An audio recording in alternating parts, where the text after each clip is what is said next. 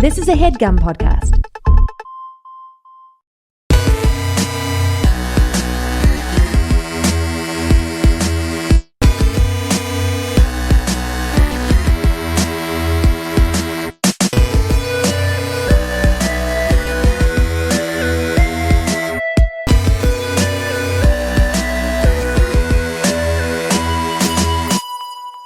Welcome to another brand new episode of All Fantasy Everything. I am your host, Ian Karmel.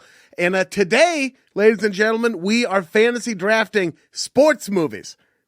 All sports movies, documentaries, works of fiction, historical reimaginings, cartoon depictions of all-star teams. Well, actually, that was a TV show, so not that one. But the previous ones I mentioned. To do that today, I have Rhea Butcher and John Gabrus in here with me. Two people who are sports fans. John, you described us as sports-adjacent people. Yeah, jock-adjacent. Jock-adjacent. Which I think accurately describes all of us. A jocksant. A jocksant. Exactly. Before I introduce the guest and before we get into it, I just want to say we just passed 100,000, already to 120,000 downloads, and I just want to thank you for listening and for downloading it. I really do appreciate it. I know everyone has like a limited amount of free time in their week, so if you spend an hour or two with us, I really, really appreciate that. And if you have an extra 3 seconds, go to iTunes and give us a rating and leave a positive comment. 5 stars only. I don't want any of that 4-star business. We don't give you 4-star podcasts, so don't give me a 4-star rating. I love you. I'm proud of you no matter what you do. But yeah, thank you so much for listening. Even if you don't leave a comment, I just really, really appreciate it. We love doing this, so I'm glad you love listening to it. Enough schmaltz. Let's get on to the games. We have Rhea Butcher here. Wonderful stand-up comedian, such a funny. I would call you a rising star of the stand-up comedy circuit. Yeah. How do you like that? I like it. Rising. First team all rookie. I love it. First team all rookie. First team Roy.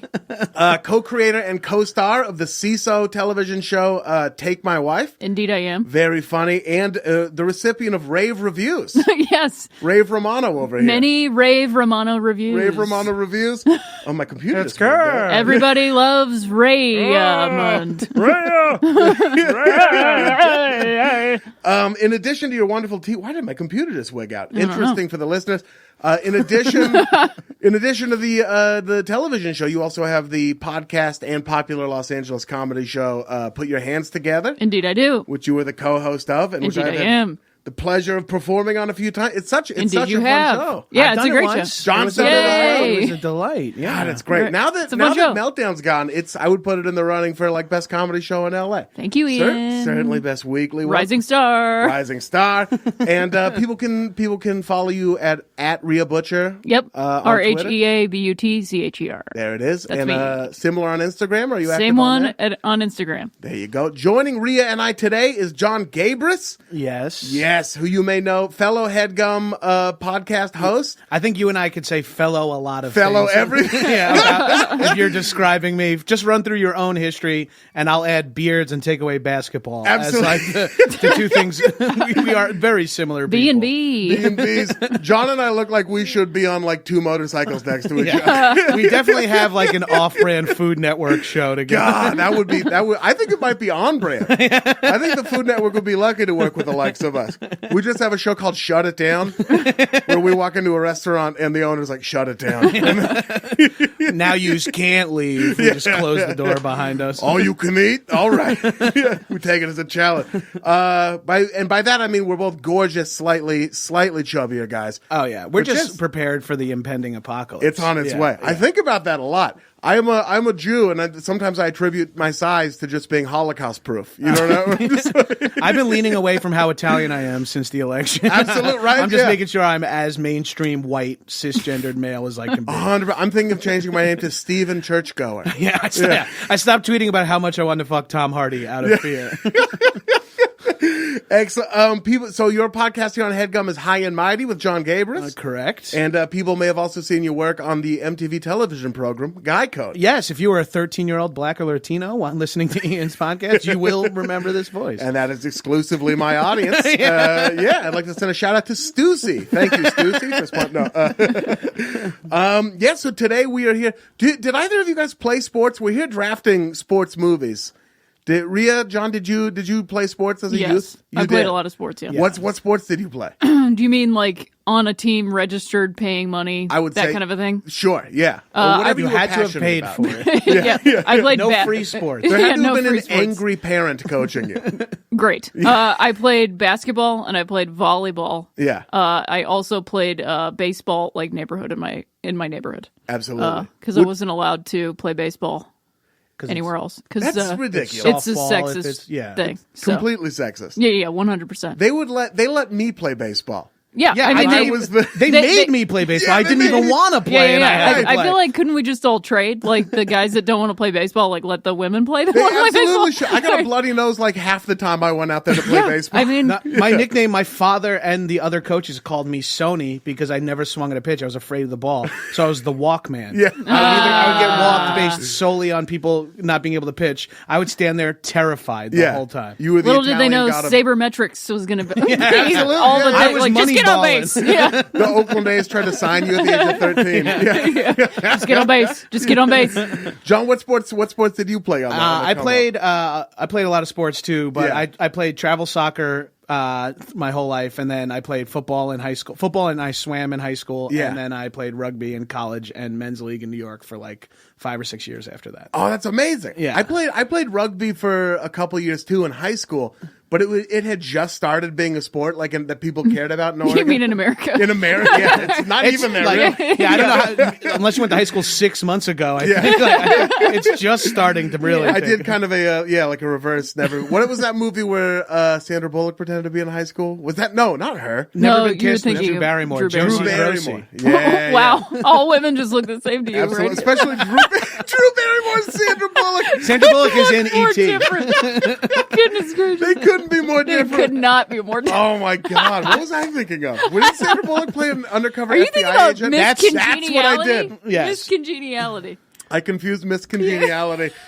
It's just women who go undercover all look the same to me. Women who go do something, I don't know. Yeah, it makes me the perfect. They have a part. gun at some point. I noticed. Guns, chicks, guns. I get it. I forgot a sport, by the way. Oh, yeah. Because I was a skateboarder for like 10 years. Yes. Like, serious skateboarder. Like, I skated in a Vans Triple Count. Did Crown. you really? Crown? God, I can't talk. Vans Triple Crown Contest. Street That's contest. amazing. Yeah. Do you still. I did fat kid skateboarding, which was like all my friends skated, and I just kind of died getting to wherever we Yeah, were yeah, going, and then yeah. just stood around while they all grinded out. and stuff. Yeah, yeah, yeah. Drank I a get Mountain it. Dew while they were all I was like, skateboarding. we're going to McDonald's after this, right? Rhea, do you still skateboard ever? Not a lot. I Yeah. tried to recently. I still got it, but my knees are like, why are you doing this? Right. I Like mean, my all those brain, sports. I feel like I can still do it. And it's just not the same as basketball or baseball where like you get back out there and you're like, oh, I'm not, but I can try. You pick it back up, Yeah, right. you can't. Skateboarding is like, it's serious on your body. That's like, some serious shit. Yeah. My roommate Sean Jordan, who's like in his 30s, Oh, yeah, he's he good. skateboards Yeah, yeah. still. Yeah. Yeah, we went to Burnside together. Oh, you did? Yeah. That's amazing. There's a few comedians who are. Andrew Machon was like a really good skateboarder. Yeah. There's like a little community. Whit. Whit. Oh yeah, Whit. Claire. You guys should all put together like a skate tape. That'd be really fun. I would watch it. And you still play baseball. You still I do, in like yeah. leagues and stuff like Yeah, that. yeah. It's amazing. I play a lot of Xbox. Fantastic. So there are our bona fides. Now, to determine the order of the fantasy draft, the two of you will be playing rock, paper, scissors, one round, and it's rock, paper, scissors, shoot. Right. Whoever wins determines the order. You get to pick when you go and the other two people. Okay. So right now, you will play rock, paper, scissors, and I will provide scintillating commentary on that game of rock, paper, scissors. All right. You ready? All right, here we go. Rock, paper, scissors. Oh, Oh, no! I haven't played this. It was a false start from Rhea. Yeah. okay. Well, Is it on the shoot, right? It's rock, Yeah. paper, scissors, shoot. Okay. Okay. Ready? Rock, paper, scissors, shoot. Ooh! Bingo. John, with a paper, beat Rhea's rock. And we have gone with what I had to begin with. You should have. You should have. Second guess. I almost threw paper after you visibly threw scissors. And like I was like, oh right, I forgot to pay Rhea's attention. acting like she doesn't understand rock, paper, scissors, but it was all mind games. Yeah, It was yeah. all... It's a long con. This is like choosing the kick. You Right, know, yeah, this is exactly, like, yeah. she's got a little loophole she's got figured out. Right, exactly. So, John, now you get to determine the order of the sports movie, all fantasy, everything fantasy draft. I'm so afraid. Yeah. I'm so afraid to Yeah. do this wrong. Don't go I scissors. feel like I feel like I have to go first just because I have to get a movie in that I don't even know if you guys would even choose, but I'm just too afraid to not let this movie be on the list. You can't let anyone else have it. I can't let anyone else have this. I don't even know if people watch it, but it's my favorite, so I got to go first. I can't wait to hear So it. I'll go first. Yes. I'll go Rhea second, and Right. then Ian, you'll get third. I'm going third. Fantastic. So that is the order. John Gabrus, you are on the clock with the first pick of the All Fantasy Everything sports movie draft. I feel like I might regret this, but my first pick, I'm just purely out of fear of this not making it or someone else getting this. I have to go with the 90s football movie, The Program. The Program! Yes. Out of fear. Like, this movie changed my entire... Like, it really did change my life. I watched it every Friday for 4 years. Every Friday before the first day of hitting, before the first home game, before the homecoming game. We watched it that night. A group of guys would always get together and watch it. It was pretty famous. Maybe you remember it because it featured a scene where people laid down on the median and read magazines. Yeah. And then a kid died in Connecticut doing that. Apparently that was a popular enough scene that kids were like, this is part of playing football. Is laying down in the middle of a room. The movie features like a rape, an assault, drug use, like all this shit. It's and then insane. People, I mean, I'm sure people have done the other things. It features Latimer headbutting the window of a car going, first team defense! Starting defense, place at the table! I could do entire sequences from that movie, and I haven't even watched it in 5 years. It's such a good movie. Yeah. It's so fucking awesome. They cut that scene of the laying on the... Yes. That was eventually cut from the movie, put back in the unrated DVD, which yours truly owns. But yeah, it was like...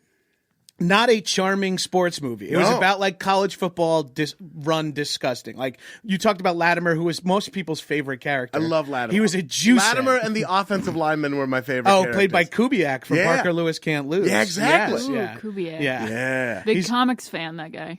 Is he a big comic book fan? Yeah. Oh wow. When I first moved here and would go to Meltdown, he would be in there all the time. Just hanging. He's Just shopping for gigantic, comics. right? Yeah. I was like, holy shit, that's Kubiak. Man, LA is so cool. Yeah, it We is. just see random You just people. see random people. Yeah.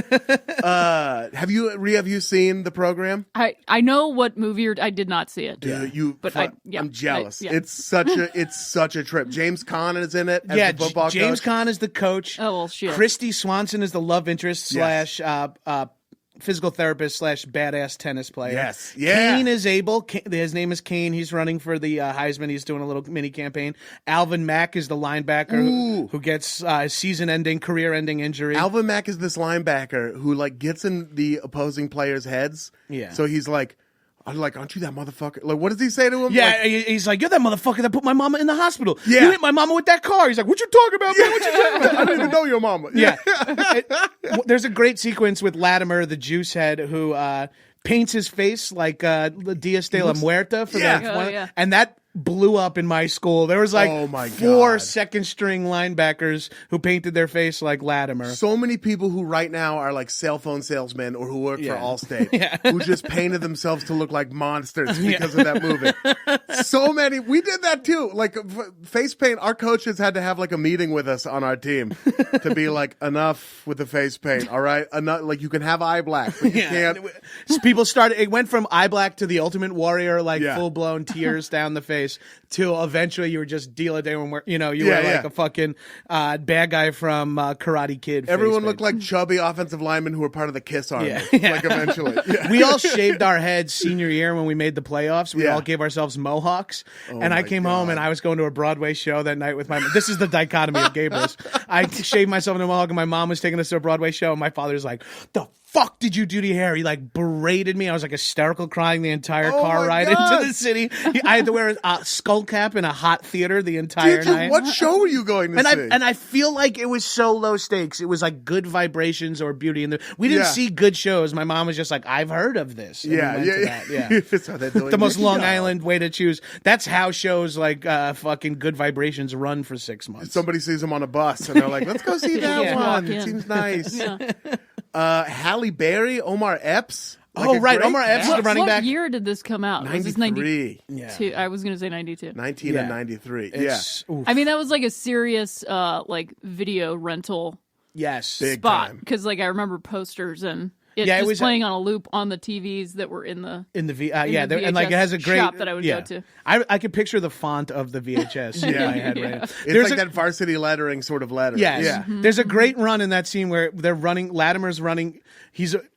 The opening sequence of Latimer is him doing power clean and jerks with like 315 on the bar, 3 wheels. He's fucking oiled up, completely shirtless. And he's like, oh, and they're like, you get any bigger, you're going to have to play offense. Wouldn't I have to be dumber? You got to learn how to read. I could read, motherfucker. See the shoe? It says Adidas. Yeah. And then they run through his plays and it's like, what do you do on this play? He's like, kill the tight end. Yeah. What do you do on this play? Hit the quarterback so hard his girlfriend dies. Yeah. What do you do on this play? Kill everybody. It's like so... that is never a defensive end's role. No, his read is always like you take the shoot, you shoot the 3 gap, and then you have containment on the quarterback. Right, no coach has ever said kill everybody. Enough of this neck high tackle bullshit. I want to take your helmet, put it in his numbers. I want to see nothing but snot bubbles. Right, Jimmy Kahn has like the most Godfather-esque. Like they give him all the fucking lines. It's perfect. It's before you play football. It's what you think football. is like. And then when you play like you're the backup guard for the offensive line and you're on punt return, you're like, this is not the exact same thing. But you would still, that's sort of the beauty of these movies is you could be the second string offensive line, right, and then turn it all around. Yeah. And you watch that movie and you're just like, yeah, this is what I'm doing. Well, we were like not a great team, but because we were from Long Island, we had a handful of juice heads on the team that were just looking for an excuse to take steroids anyway. They would continue to do it years after football ended. They would get access to the gym for like longer hours. So they would play football because of it. Yeah. That is an amazing pick. Rhea, you got it's so I will lend you the DVD. It's so corny. It's so like it's beautifully corny. It's one of those movies that is so unashamed of itself. Who directed it? Do you guys know? God, I will here, let me look it up. It's I was just curious. I wouldn't even know. David S. Ward is the director. Ooh, that sounds familiar. Who also wrote The Sting and Major League. Oh, that's what it was. Yeah. Major League. That I was like, that sounds familiar. Potential spoiler alert. Potential spoiler. Major League coming up in early in round 1. It might be triggering some things with Watch people. out. The program that I see exactly what you mean because there's a chance nobody else would have picked it, right? But it's such a. But if someone else picked it and it wasn't me, I'd feel dishonored. It would be. I owe it to that movie to do it. I'm kind of bummed that I didn't get. It was definitely on. It wasn't number 1 on my list, but it was definitely on my list.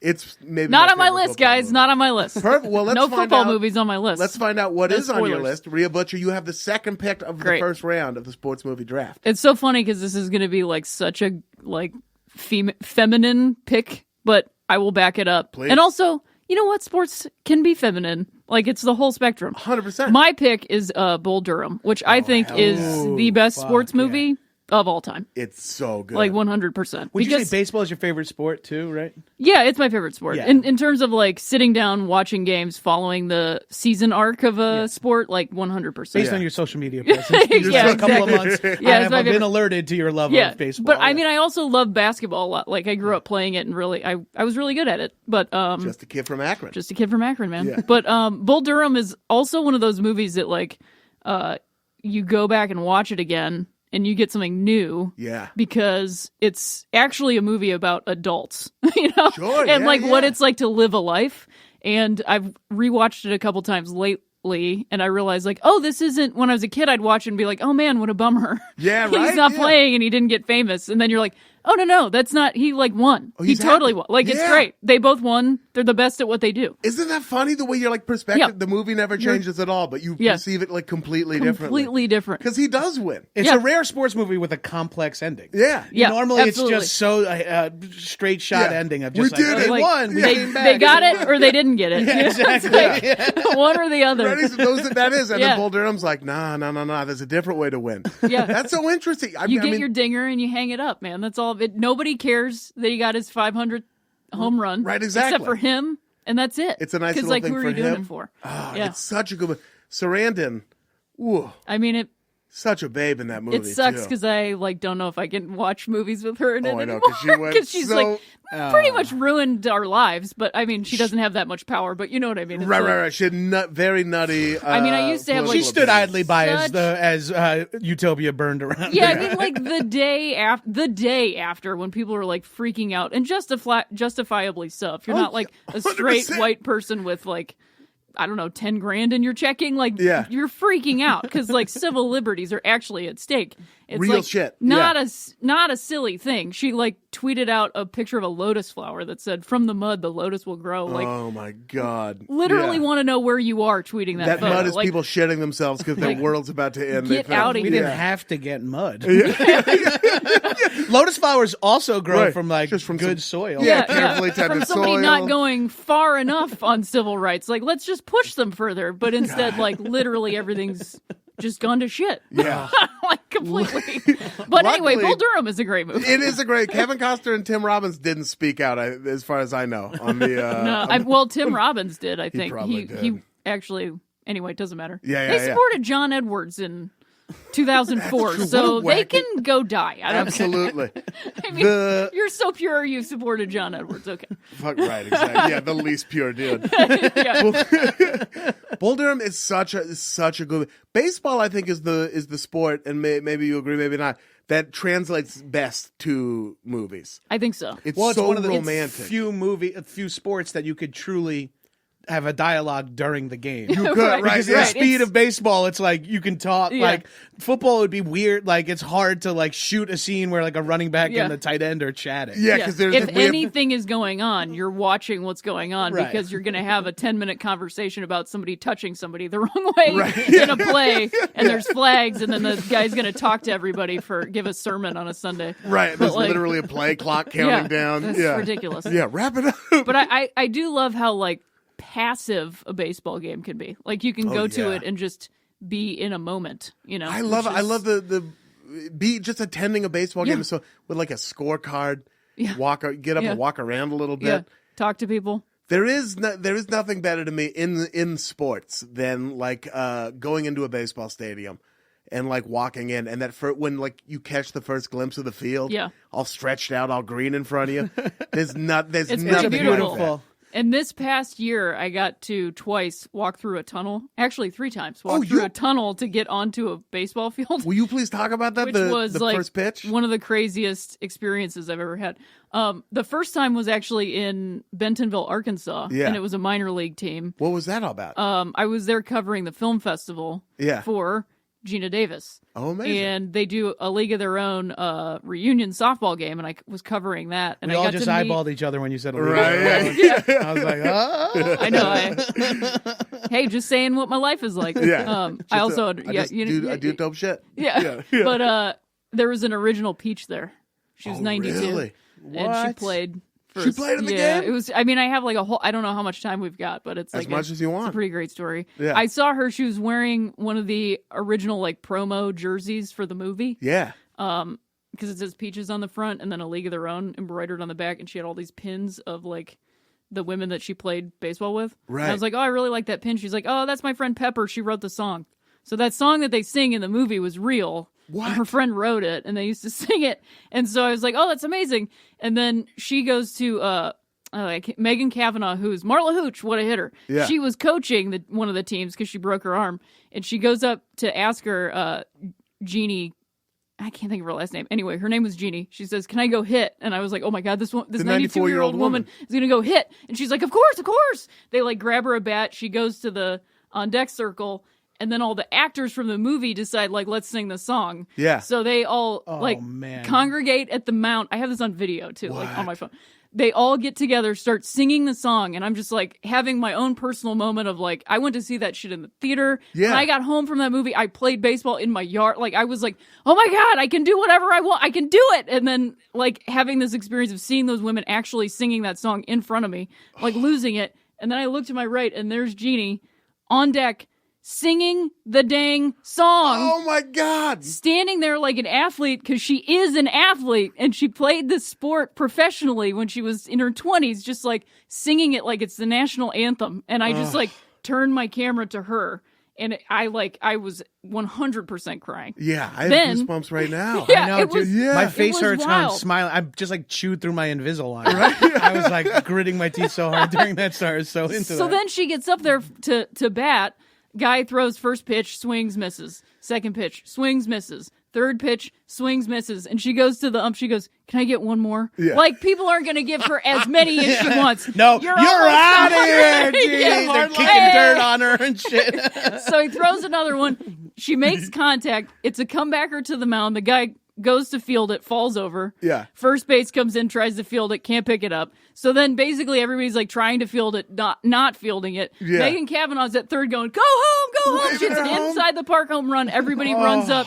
I mean, I'm getting chills just thinking about it That's again. fucking awesome. One of the most beautiful things I've ever seen in my life. That's so awesome. But also like heartbreaking because she's like one of the last women that played professional baseball. And then the only other remembrance we have of that is the actors who portrayed the women that did that. There's no lineage, you know? That's there's no torchbearer from we don't. Yeah. And I think that's like the biggest or the saddest part about like women not being left out of sports is that we don't get to be part of the history of it. Right, exactly. Even no matter how much we play it, people discount it like, oh, well, that's not real sports. Right, it's just the girls and we don't playing. get to be part of the whole thing, you know? Even as fans, we get discounted as like not, because people call me on my baseball fandom all the time of like, oh yeah, so what are these stats? Like, do you do that to everybody? I've seen it happening. I've never been called out on my fandom. Nobody's like, what's LeBron's percentage from the corner? I don't fucking know. I don't know. I just like the jerseys. LeBron might not know. Yeah, fuck yeah, exactly. Yeah. I hate that shit. Even the teams do it. So like the Dallas Mavericks had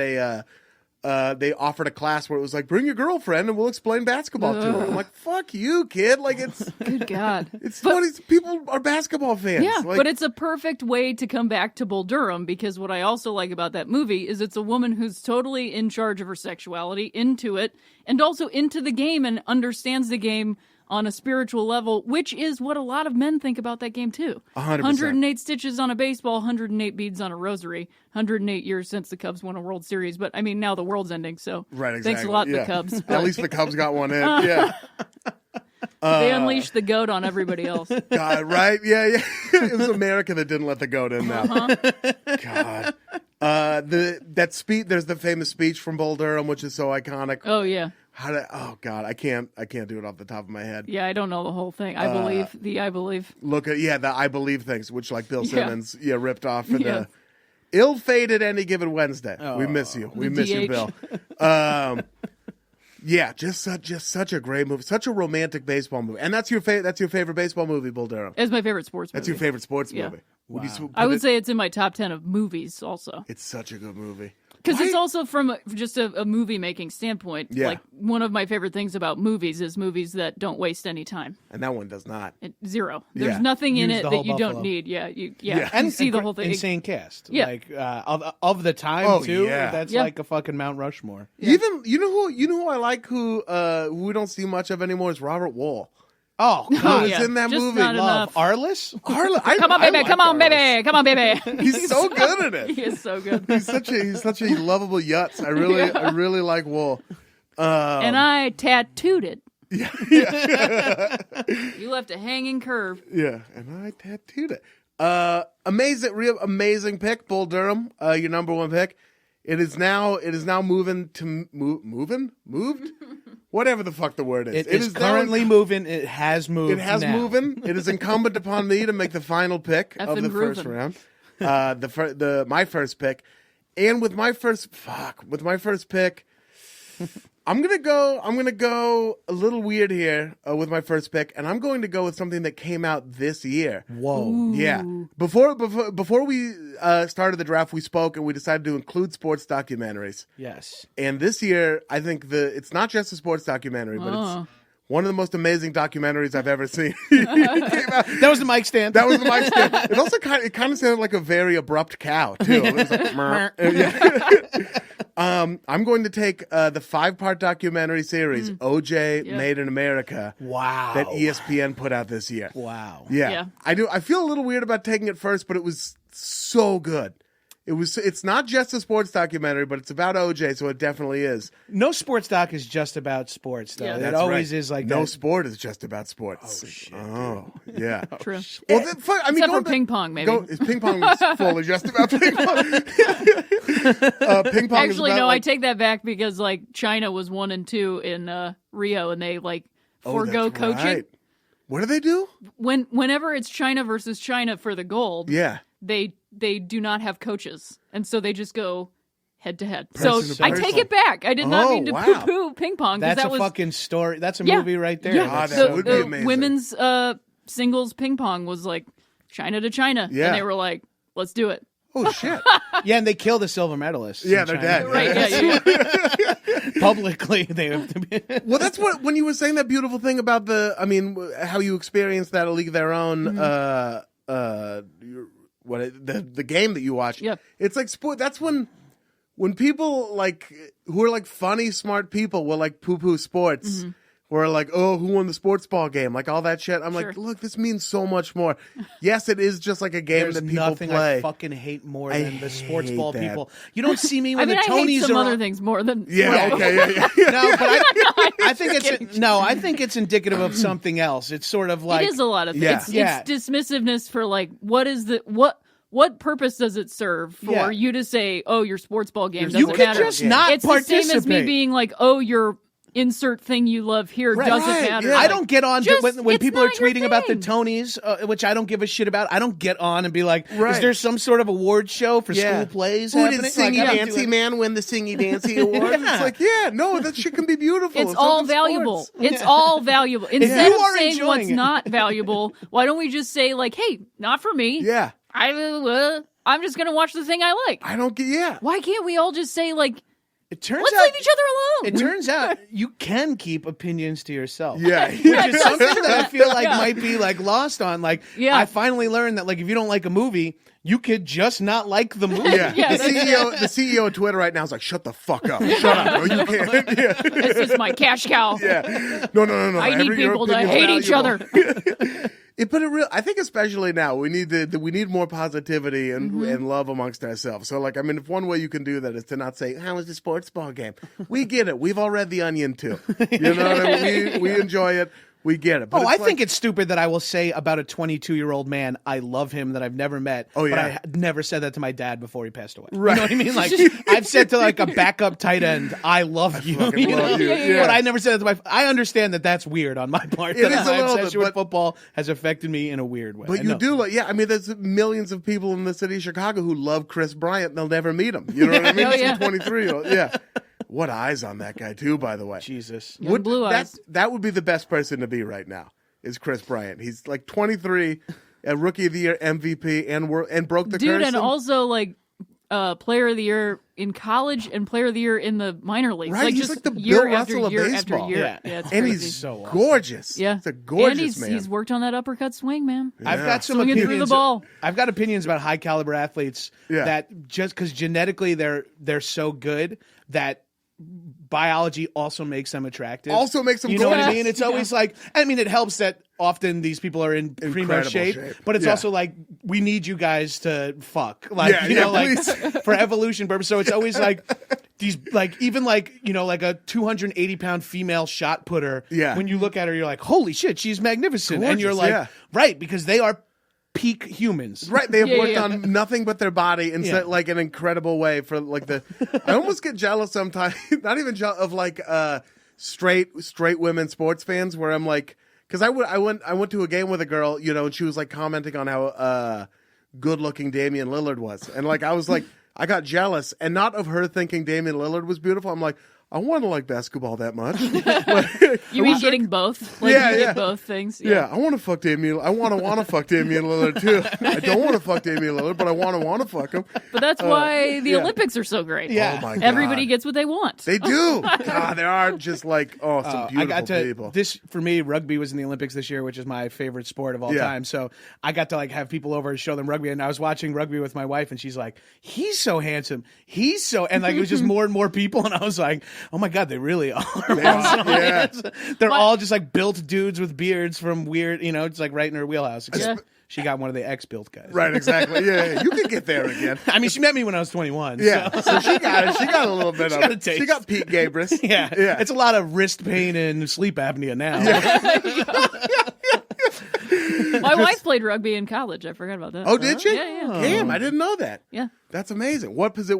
I have no what idea. Position? What position were you? A prop? I would eventually be a prop in men's league, but I started out as a flanker. You were a I just flanker? every year I gained enough weight to be moving to the fatter and fatter positions. Yeah. I started right off the bat as a prop. Yeah, I got a match in 3 months in Vegas that I have to start you getting in really? shape for. Yeah. The montage starts now. Yeah. Montage. I'll Push get it into to that the with limit. Yeah. 7 more of my picks. We haven't talked at all about. Let's keep it brief. If you haven't seen it, ESPN 30 for 30 put out a doc. I don't even know if it was 30. I think it was. Put out a 5-part documentary on the OJ trial and all the things leading up to it. Like, it was about OJ's career. It was about the history of race relations in Los Angeles specifically.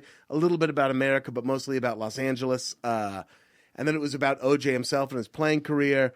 And then his growing up in sort of the Bay Area. And then the trial itself. And it was amazing. It was some of the best documentary filmmaking I haven't seen it yet. Ooh, it came so too good. quick on the tail end of the FX show. Yes. I was like, I'm a little OJ'd out right Yeah. now. I had OJ fever. I was fully back into it. I think it worked for two different ways. People were like, keep me coming. I need another 5 hours OJ. Me, I was like, I'm tapped right now. I downloaded a BitTorrent client for the first time since high school to try to get it early because I missed it when I think there was That's some dedication. Yeah, right. There was some actual sports I think that I watched instead when it was on. You monster. I know. This is such a schmuck. And I now have like a virus on my computer that I don't know how to get off because of trying to get the OJ documentary. Did you also see, is it June 17th, 1994? Yes. The 30 for 30 of all the sports that were happening on that same day? It was amazing. Just it was, insane. That was the day of my 6th grade dance. I distinctly remember because my dad picked me up and he was like, OJ's gone crazy. I'm like, the guy from Naked Gun? That was in the documentary, too. I think was Your School Dance was in that. It was huge. Yeah. It was like John Gabrus never even went over to Julie Druckmann despite asking her to go to the dance with him. He didn't speak to her for 3 hours. He didn't put his hand up on her hip. Her hand didn't go up on his hip. No and neither dip of them was dipped. done. That was an amazing day. That was a Stanley Cup parade. Wasn't it Jack Nicklaus's last Masters or something like, or last Players Championship? Yes. And it was a big. Yeah, was there also some tennis thing? There was some tennis thing. There was a baseball game, right? There was like a big home run in a baseball game. But it was a Yankees, or not Yankees, New York Knicks versus it was the Eastern Conference Finals. Eastern Conference Finals. Holy shit! Yeah, it was such. And then the OJ thing happened. Yeah, and cut into all of it. It's just. There's not much to say about OJ. I mean, it's been covered. It was just such an extensive. It was. Fuck. I mean, it sucks to talk about right now, but like the level to which they investigated it was something I'd always wanted to see about the rise of Trump. Just like what conditions in the country led to that happening, because they did such a masterful job of it in the OJ Made in America thing, just sort of explaining everything that led up to this one moment. Because we all know the big moment, but we didn't know how much that racial tensions in LA, PD stuff, right? And how many times they'd let of course, I mean, it seems obvious now how many times they'd let white police officers get away with just beating the shit out of black people, and how many times they'd risen up and to no avail. Or to the extent that which OJ didn't consider himself a black person, right? Yeah. He was like, "I'm rich, I'm not black." He himself said those actual words. That those exact words. Right. It was weird. People always say it's weird that he got the token pardon of we need to help black people out. It's like, well, don't help the one that doesn't help black people himself. The one, right? Yeah, because they talk about the history of activism in sports with Bill Russell and Muhammad Ali and all these people, Kareem. And then OJ, who just declined to be a part of it the whole time. No, I'm good. Yeah, he's like, no, I'm fine. I'm rich. There's a conversation between Christopher Darden and his neighbor in the series, the FX series, and I think it's the first or second episode where they're just in their front yards, and it's basically those two things but he didn't do anything, so why should I care? It's exactly. I just remember that sticking out, oh my god, because I was too young to understand the whole thing when it actually happened. At the time I didn't get it did at not all. have the capacity for that complex of a thought. I was 10, but I was still full. I remember we watched The Verdict. I was 12 and I was just wait, school. what? Yeah. I don't understand. So that is my pick, OJ Made in America. That's the final pick of the first round. Moving on to the second round, I now have the first pick of the second round, and I'm going to take the movie Major League. I gotta have a funny one in there. Yeah, that's an excellent choice. I love it. Even with the completely problematic logo and everything, And the movie, name and the whole thing. and the whole thing, I mean- and the whole like movie's 7 pretty. of the characters. 7 of the characters. Charlie Asian, Sheen Haitians. is the least Yeah. offensive character in the movie, and whole- he's Charlie The Sheen. most offensive Yeah. human being. Human being, Yeah. yeah. The whole He Joe actually is Boo. like, I didn't know. Like the whole Joe Boo. Yeah, is terrible. Soriano's whole like storyline. That's the is, president, Yeah. right? That's Allstate, the It president. is, yeah, Yeah. Soriano. Yeah. Fuck you, Joe Boo, who like actually believes in a It's- small Yeah. totem because is he Cuban? He's like a Cuban. I think Yeah, they, and he they make him practices Haitian. He's and he Haitian. practices voodoo. He like, literally it is voodoo. so racist. It's so racist. And is Major League One also You Have No Marbles? Or is that... That's Major League 2. That's 2, Yeah, okay. that's Because that the 2 character one. is pretty intense. That's as really well. bad. Character's My crazy. mom took me and one of my best friends to see Major League 2, and she was so angry. I don't know Because why of we that? didn't leave. Yeah. But because of that whole thing, she was like, "This is not a kids' movie." She wanted to see how far they took it. Yeah. But it's just. It's, Oh, did you know that movie originally? I can't think of her name, but the woman that takes over the team and tanks them. Oh, yeah. The original ending is that she is like, surprise! I wanted this to happen. I wanted you guys to I was just giving you this roadblock so that you would play better. What? And audiences were like, nah, we want her to be terrible. Really? Yeah. They just wanted Can to be you completely guess that there were probably no irredeemable. women in the test audience At that this watched great, that movie? right. Why would we Speaking get a of broad problematic, for a is it like a baseball big movie? thing? Like every time we win, Yep, we're going they to reveal take a off piece her of this clothes. woman's clothes. Yeah. Jesus Christ. It's so crazy. I remember 'cause- just being like, yes, when I Yeah. was a kid. Now I'm I like, know. whoa. Oh, now I feel kind of weird that I took it. I didn't No, really no, think. no, No, I'm just joking. I'm joking. I mean, yeah. The thing is, like, it is really funny. Like, It is. and as I mean, I like grew up in Akron. Yes. That's my team. Was my team, and like that, it really does because David S. Ward is from Cleveland, and he wrote it Yeah. because he wanted to see that team win something. Because he thought if he didn't make that movie, he'd never see. He the would team never win see anything. it, so we might as well see it And be it's fictional. it like really accurately depicts like being a fan of that team. But like, there's so many things you could just change about it and not make it so like, well, this is terrible. Why mild thing? You make my butt stink. Right? Yeah, yeah. Isn't that Randy Quaid is You the make my crazy butt bullshit stink. fan Yeah. in the crowd? That the ensemble in that movie is fucking awesome. It's so I mean, good. Bob And Uecker, come on, how am I blanking on his name? The guy they get to be the announcer. Bob Uecker. Bob Uecker. Yeah. He's amazing. Strike And- one, yeah. strike two, strike Just four. a bit outside. Yeah, just a bit. How did he not swing at that? Yeah.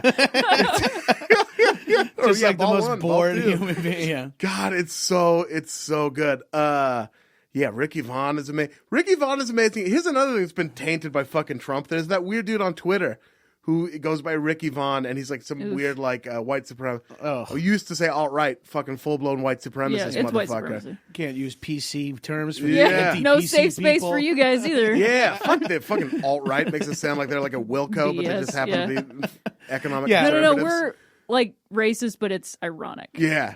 No, you're not fucking. Alt what's to our- me, yeah. because I think because of my age, just means like a girl has green highlights. Like, Yeah. that's what alt is to me.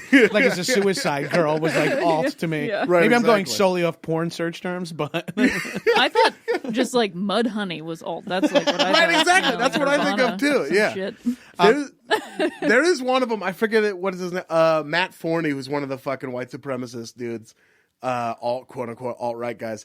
Who like is just the what? He's one of those people who thinks like men need to act like they're alphas, you know. Whatever, like Return of Kings, motherfucker. Who, if you see a picture of him, and these are things I would never judge someone on outside of them claiming they're the supreme beings.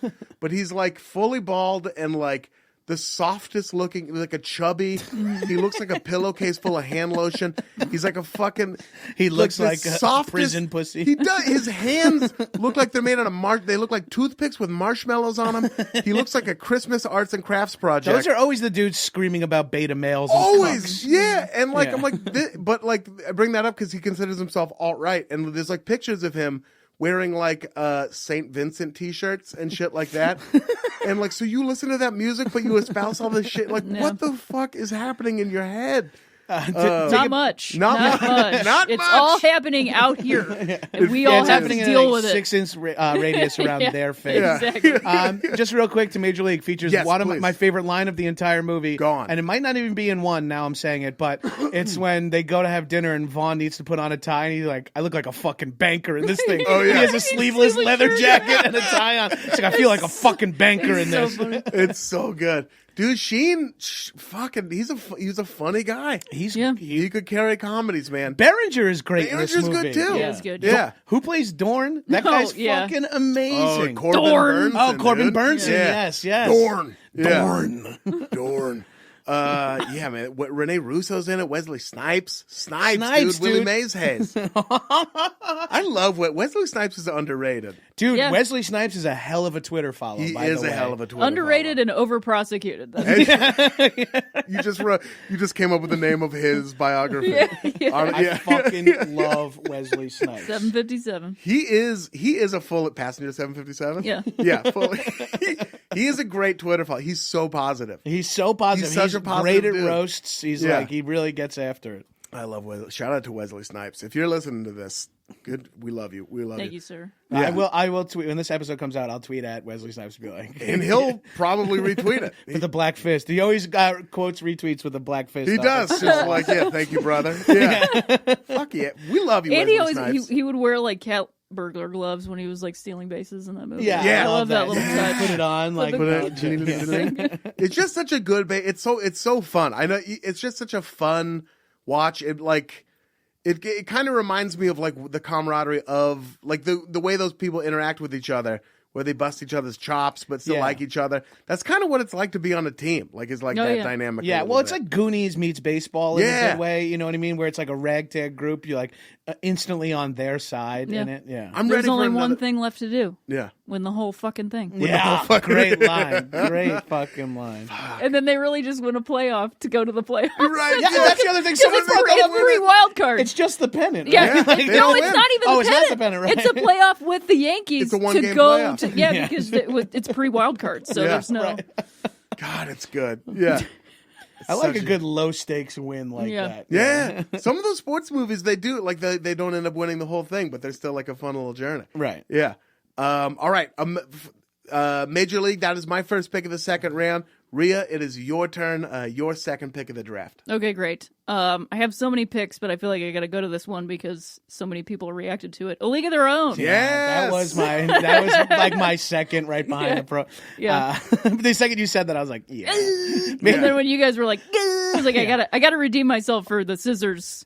Going to scissors too quickly earlier. Also, the one woman who mentioned loving baseball and how that whole experience, I'm I would be a dick if I said that. Yeah, you scoop it up from under. I was like, but I really like it. I mentioned earlier that I haven't seen A League of Their Own. What? I haven't seen it. There are very few movies that I would have that reaction to. That's one of the blind spots in my. That's a big blind spot. I mentioned earlier that there's some sports movies I haven't seen. It's so That's good. one of them. Oh wow! I don't know I don't know why I haven't seen it yet. It's ridiculous. I know I would love it, and I would love everything. Yeah, about it. I mean, it's you talk about like ensemble casts and like camaraderie and all that, and then also just like the white female experience. It's like very, it's so good, and it's Penny Marshall, Gary Marshall, Tom Hanks. Tom Hanks is so good in it. I mean, Gina Davis and Tom Hanks, the like chemistry that they have together in that movie is like unbeatable. And Tom Hanks plays drunk so well. Oh, is he like a drunk in the movie? Yeah, he's an alcoholic. Crazy alcoholic. It's like, and Tom Hanks is not the hero, and it's so hard for Tom Hanks to not come across as dad in every movie. You know what I mean? But he's so fucking good at it. Rosie O'Donnell and Madonna as like a fucking comedy duo. Good. It's like insane. I love it. Oh, and also there's like a scene. Rosie O'Donnell has a scene on the bus where she's talking about her boyfriend. Yeah, and that she like in playing for the team realizes she doesn't need that guy anymore because like she's been treated like shit for so long because she's like quote unquote not attractive or whatever. And I was just like, oh my god, no wonder I love this movie. This is like about being a closeted lesbian basically. Right. She's like talking about feeling like that, and she like rips up his picture. I don't need that guy anymore because she's got like all these people around her. She's got Betty Spaghetti. Exactly. Yeah, no, it's so, and I like know Betty Spaghetti too. That's Penny Marshall's daughter. Oh, the actress. Tracy Reiner. Yeah. Oh, that's so awesome. Because I went to that thing and she was like, oh yeah. Yeah, and then there's a woman that's from the L Word. A little bit with some of those. A little people. bit, yeah. Yeah. There's a woman from the L Word that's in that movie too. Can we since First we spoke a little bit the about that amazing A League of Their Own story that you told previously? Yeah. Will you not tell the story of throwing out the first pitch? Sure. Please. Like, I just think that's so cool. Yeah. How did the whole thing start? So you threw the well, first can I pitch tell out? you one thing Yes. about A League of Their Own, and then I'll tell you the 100%. because I also went to the World Series this year, which was a crazy, wow. crazy, crazy experience. And the seats that I had it was in Cleveland, and I don't know if you guys noticed, but a lot of Cubs fans came to Cleveland to all the games because they have a little bit more money than the people of Cleveland. And I was in like essentially the Cubs section for the first game and the second game because it wasn't as crazy as the 6th and 7th game, but it was first base side, so visitors dugout. So I was just surrounded by Cubs fans. Yeah. And so Cubs were up to bat, might have been Schwarber, swung at something high, and this woman in front of me goes, just to herself, Cubs fans surrounded by dudes, she's like, ugh, gotta lay off the high ones. But I like the high ones. And she just started doing A League of Their Own with herself at the World Series. And it was a great experience. See that? I mean, if that's not a, like, what's a positive dog whistle? You know what I mean? Yeah, exactly. Like, anyone else around? Like, all of a sudden, we're just like, nag, cow! Just like going into the whole damn thing. For a moment, you felt more closely connected to a Cubs fan than anyone else in that whole building. Nobody else understands me like this woman. But yeah, I threw out a first pitch, and it was... I've been trying to like get it through Twitter for a long time, and then I like tweeted at them like, "Hey, do you think I should just like trying to get publicity for them and publicity for the whole thing?" And they were like, "As you know, we've been talking to your people or whatever," and I was like, "This feels weird. Yeah, I don't know about this. They don't seem into it."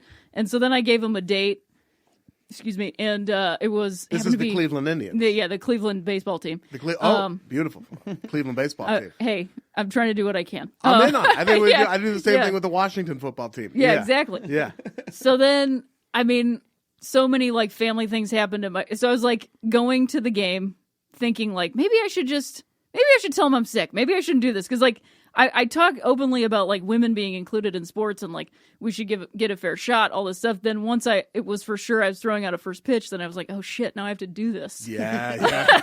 And then like just freaking out. And I had thrown one in Omaha at a minor league game and it was fine. Yeah. But this is like completely different because it's like the team I grew up watching. I went to games at this stadium, like, it's the craziest thing. If there was a basketball equivalent, I don't know how. I would be so shook with doing it with the Blazers. You throw the jump ball up for the Blazers. That's exactly. I just did the same because it's not like something that, oh, you missed it. Like, if you can't throw the ball up straight, people are going to be like, get out of here. If I tried to do that, I would, like, accidentally smash the ball into Plumlee's face and fall over and piss myself. Like, I know I would be so nervous. Yeah, that would be like me flipping the coin for the New York Giants. And I would fucking botch it. I'm like, just throw it in the ground. I'm like, it's just straight up, not heads or tails. Just swallow the coin. Just floating in the air. Like, I don't know. It's a dual forfeit.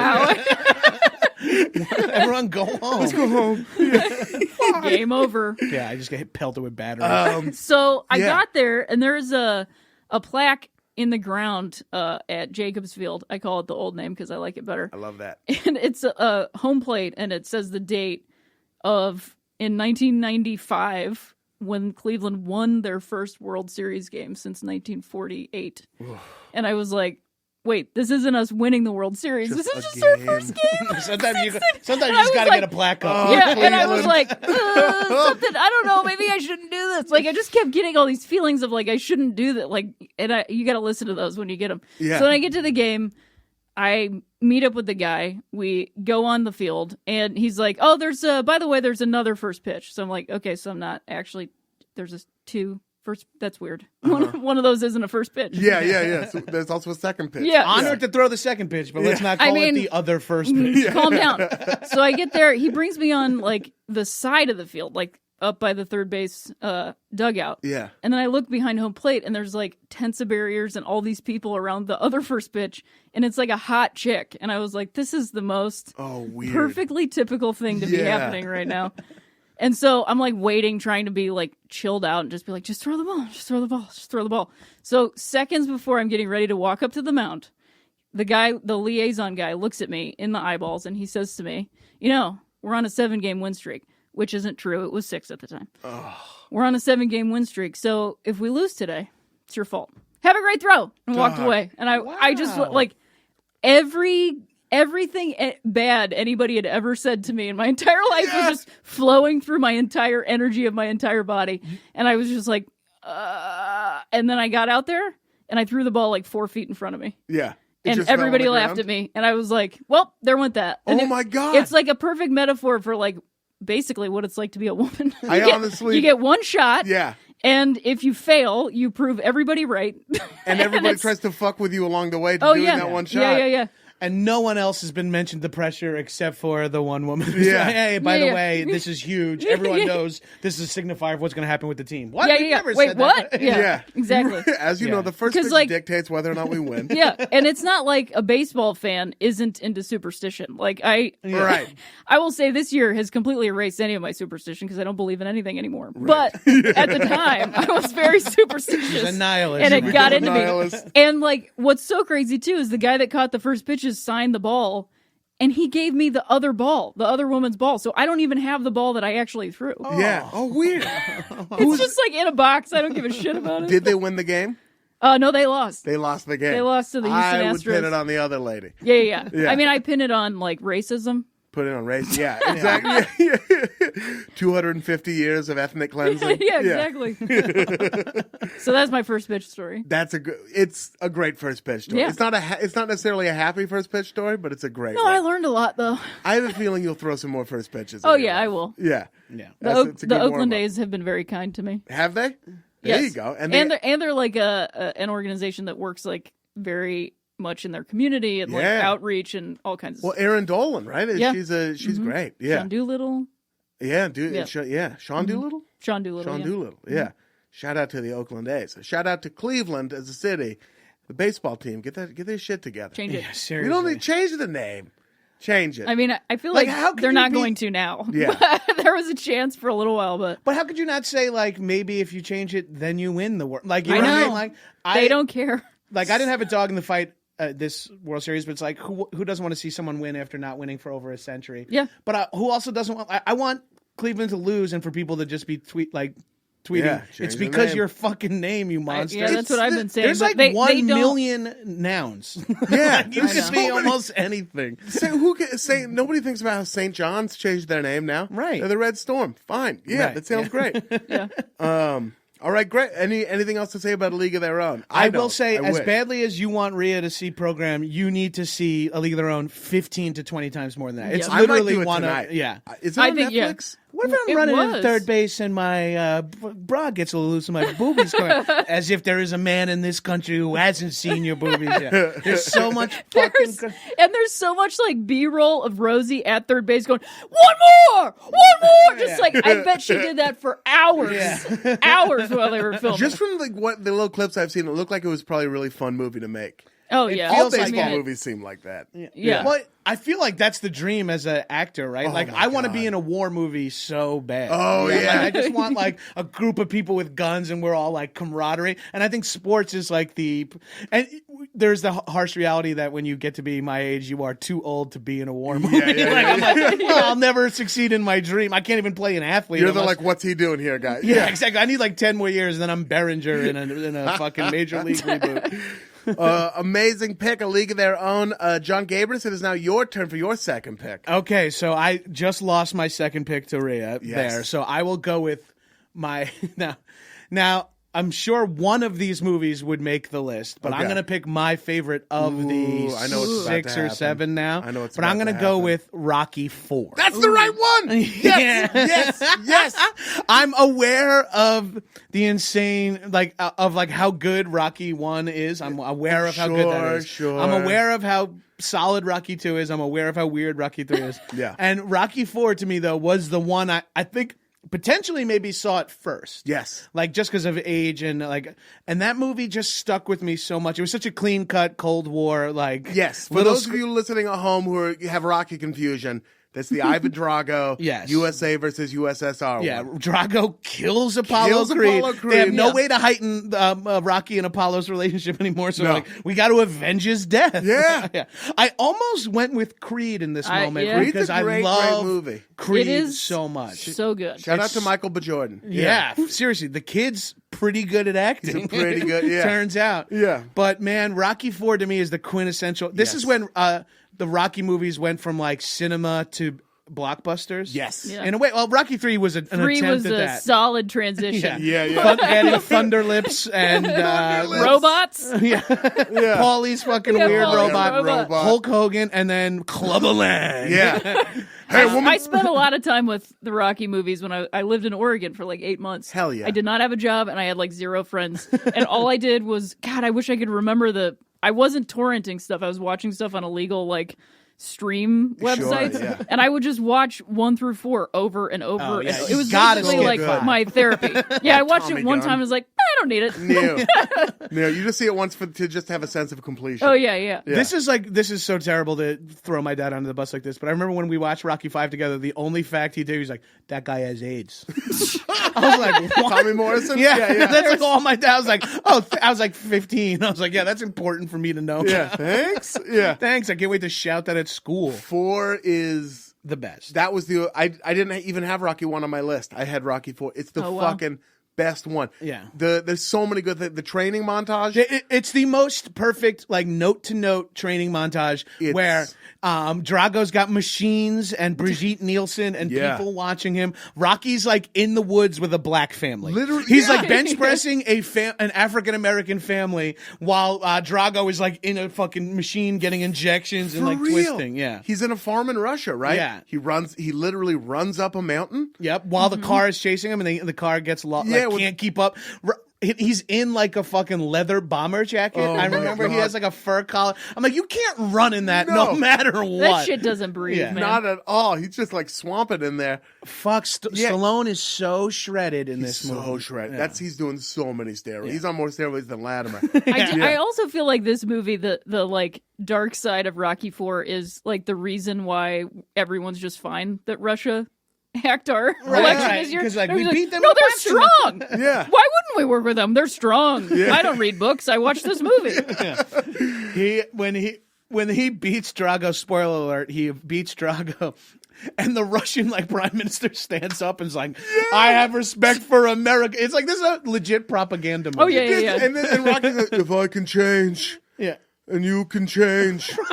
We could all change. He's not a man. He's a machine. I must break you. Like so much good shit. I must break you. It gives me chills, man. And it's funny because it's like even the first half when Drago beats Creed, kills him. Yeah. Creed is living in America. He's got the fucking Uncle Sam top hat on. Yeah. And it's like the hubris of America to think they can defeat Russia in the Cold War. It was a statement on what it meant to be a real American, which was hard work and humility. Right. And Rocky always also a white guy. Yeah, also a white guy. So don't worry, we're not going to let a black guy take out Russia. Definitely happy black man. No, thank you. Not a guy who shares a name with the most famous black theater in New York. It would never be him. God, I didn't even realize that movie was fucking Real quick aside, I've been begging to get about Rocky III. Been begging to get Ron Funches to shoot a shot-for-shot remake of Sly and Apollo's beach races of just him and I as Rocky and Apollo. But now he's like in good shape. He's actually in good shape. Like he's more Apollo. Funches probably actually runs on the beach now. Yeah, he probably is. Will just actually beat me. Yeah. Ring the bell. Yeah, ding, ding. It is it's the Rocky movies are great. Rocky IV being like peak block, but I think it's like it's the empire of the movies. 100%. Like it's like so over the top and it's so good. It's any American holiday, like real American holiday, TNT or Spike or whoever the USA, whoever the fuck. We'll do a Rocky marathon, and I always get sucked into it. Yeah, there's something truly American, like, or at least what America believes themselves to be, is like a blue-collar dude who's like, against all odds, absolutely makes it, you know? Like, I'm a nobody, I'm a big fucking retard from nobody, you know? It's like, and people are just watching like, that's me, I'm stupid and fucking crazy. I'm an idiot. Yes, and he's a goddamn hero. Everyone's a protagonist in their own watching of them. Everyone plays Rocky in their head. Except when you see him take his shirt off, you're like, oh, this man is training for something. Yeah, but then everyone thinks like, I could get there. Just give me 6 months. I could get there. Just get me a fucking cabin in the Siberian fucking mountains. God, yeah. Brigitte Nielsen is crazy in that too. She's like great. She's such a good She's so awesome as like his Paulie. Yeah, she could kick my ass. Let alone Ivan Drago. I feel like Brigitte could have kicked Rocky's ass in real life. And I think Talia Shire could have kicked Rocky's ass. Yeah, right. Talia Shire at the end was just like, he's like severely brain damaged. I just gotta like get this guy home and in bed safely. Yeah. She's like plotting out how she's gonna take care of him for the next 30 years. Oh, and I mean, fucking Dolph Lundgren is what an insane human being he is. When you read like his backstory, the real Dolph Lundgren. The real Dolph Lundgren's backstory is amazing. He's like a PhD, right? He's got a dual PhD in like physics and like microbiology or something, or biochem.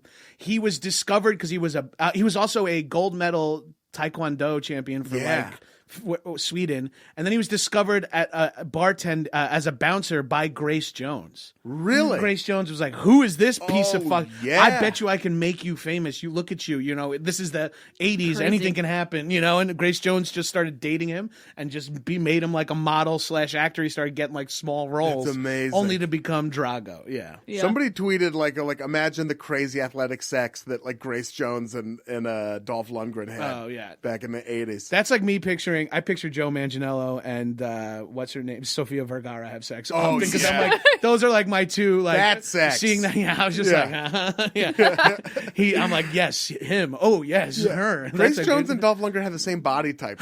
They were just like, I always think Pound of for pound. Conan the Destroyer, where she's like a total fucking staff fighting badass. Yeah, I'm speaking of someone who could like beat the shit out of me, Grace Jones could have beat the shit out of me. oh man, I would pay money to get the shit out of me by Grace Jones. Maybe a little too dark of a look into my sex life. But Well, I I pay would money for Joe Manganiello to beat the Yeah. fuck out. Right? Yeah. He's got those up here abs. I hate him. And he's tall. Yeah.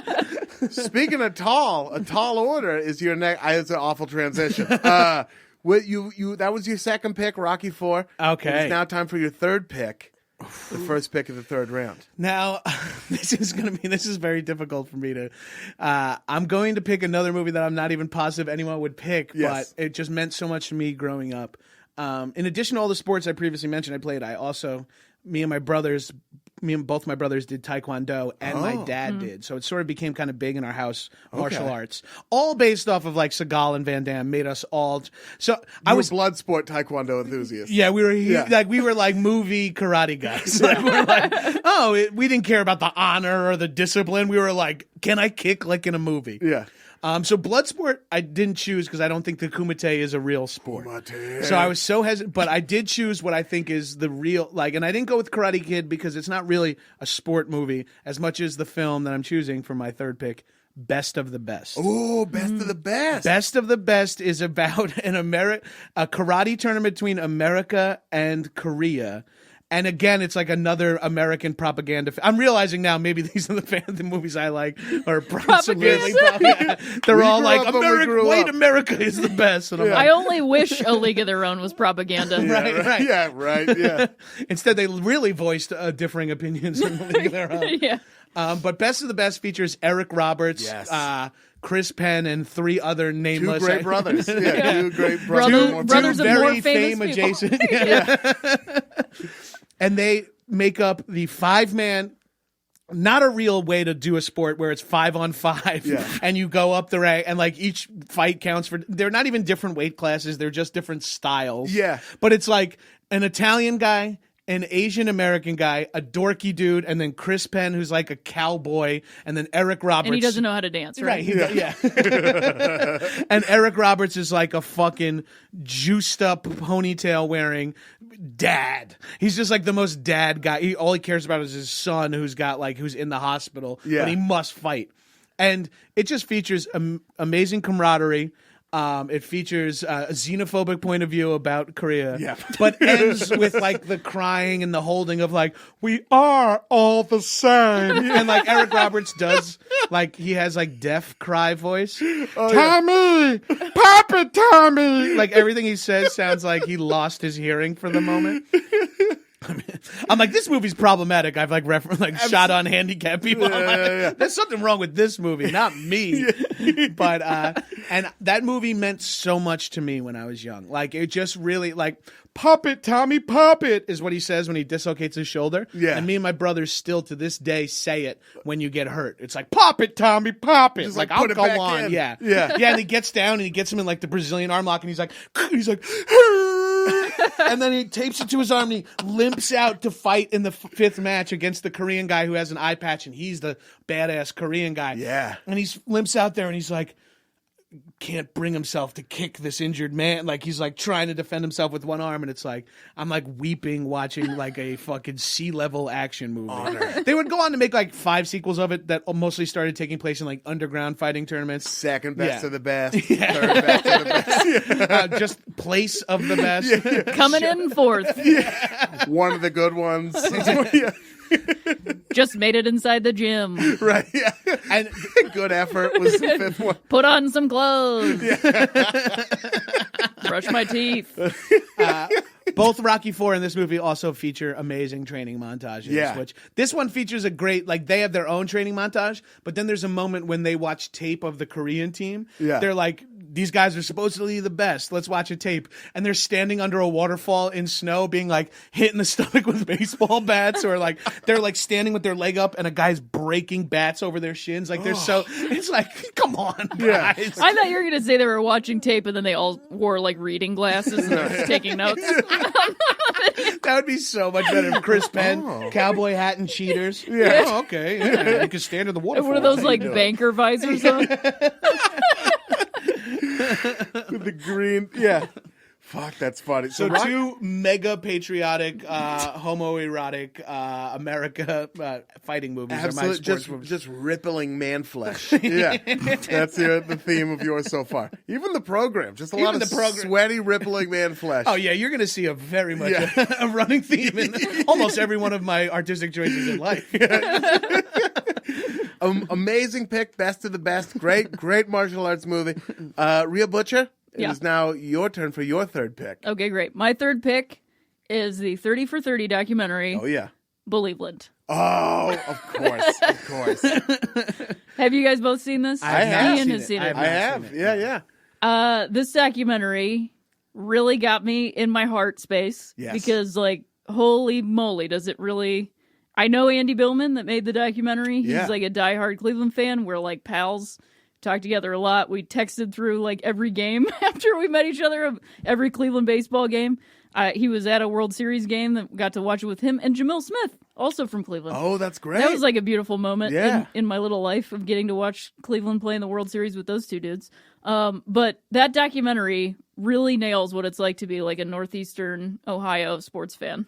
And like I grew up in a baseball house, so that's why I like baseball. It's also why I don't like football, because in Cleveland they shared a stadium. They shared Municipal Stadium. Oh. So once football started, it was football, not baseball. And so then you have this like chip on your shoulder against the Browns. And everybody, like the fandom in Cleveland, even to this day, I feel like goes Browns, baseball, Cavs. Which is crazy. And that's why I'm so glad that the Cavs won, because it's like the third place team little brother is the one that did it. And also LeBron being from Akron is like, it's beautiful. Who could ask for more? I mean, you can't. It's such a beautiful story. Yeah, and there's this moment in Believeland where when it transitions into the LeBron act of the documentary. So it's about Cleveland sports fandom in general, not just the Cleveland baseball team. Kind of like Sense 48, right? I mean, pretty much. Yeah, a little bit of It's a lot more Browns than anything, because like there's a lot. The heartache really started with the Browns. Yes, oh my and God, like the Cleveland baseball 80s. team, yes, Oof. but the Browns were one of the best football teams in the NFL in the 60s. I mean, like Jim Brown, Paul Brown, whole thing. But then like Art Modell, like this whole, I mean, he took the team away from Cleveland, which seems insane. It really does. I mean also Cleveland didn't really respect him either, so it's like a two-way street. And I think the documentary did a good job of showing both sides of it. I thought they did too, because before that I was like, well, fuck Art Modell. Yeah. But the like documentary was like, actually, here's why he felt. Yeah, he tried, and Cleveland doesn't listen. And hey, I think that's pretty true. Yeah, like that's why nothing stays in Cleveland, because they're like, I don't know about this. They just don't commit to anything. But it really does, like, because the Browns just would get so close and then would lose. In somebody in the documentary says in like such a macabre fashion, and it like is like it is. It's just like, are you serious?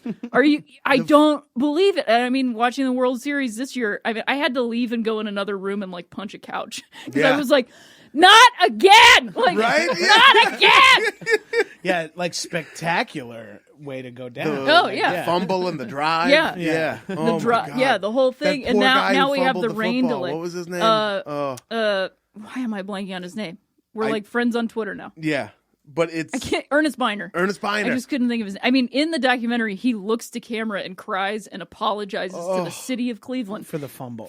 But he was stripped too. It's not like he dropped it. Right. It was a it great was a defensive strip. play. Yeah, it was. And I mean, he like played his heart out in that game. He was like one of the lone bright spots of that game for the Browns. Yeah, it was like him and Bernie were just like on another. He says like we were like identical twins. We just knew what the other one was going to do. Yeah, and they were just playing so well. And it was like he goes into the end zone like where's the like it just it's so heartbreaking. And then like the 95 baseball team, that one makes sense because we were up against one of the other best teams in baseball, but the 97 loss in the World Series, which is we were one strike away from winning the World Series to the Marlins. Marlins have been a brand new baseball team. Not even like it, they didn't care. They didn't even want to win. They still don't care. They've won two of them and nobody cares. Yeah, they had put the plastic in the locker room and they had the trophy in the locker room.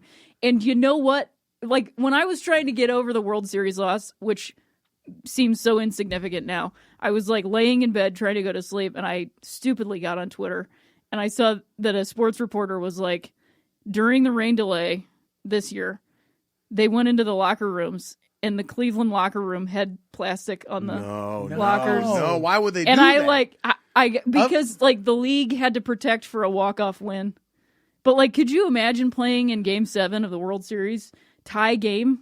I would be like, that was what the 8th inning when the rain delay happened, and then you go in there and see the plastic in there. Like you're done.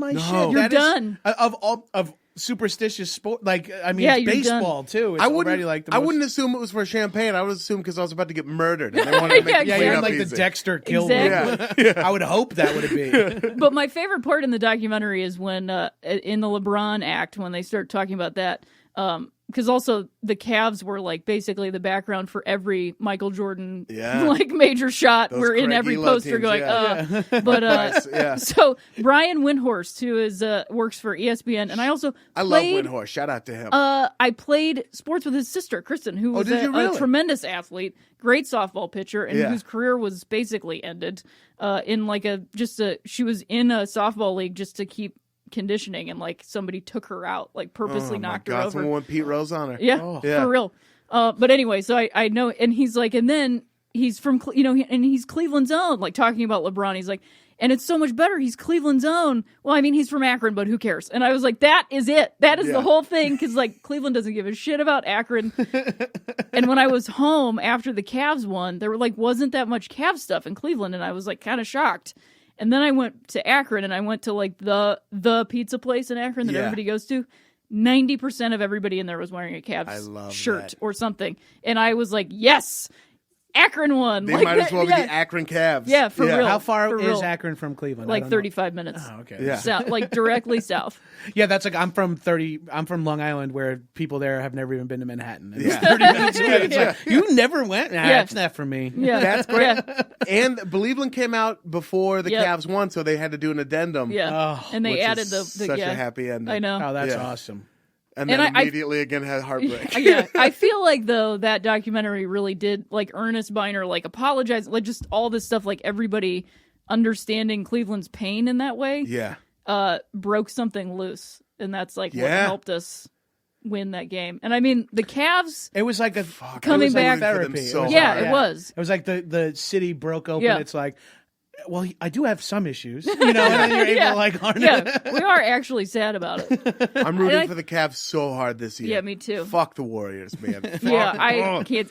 And sports fuck, not actual fuck. Yeah. The thing that gets me about the World, because everybody's like, oh, 3-1 Cleveland, and it's like, I get why you would say that, but sports logistically, it doesn't make sense. Because Cleveland coming back from a 3-1 deficit in the NBA Finals to the Warriors, the record-breaking team, crazy thing, as opposed to the Cleveland baseball team, which was the underdogs the whole time. Every series having they were a 3-1, yeah, and then the Cubs, the best team in baseball, coming back.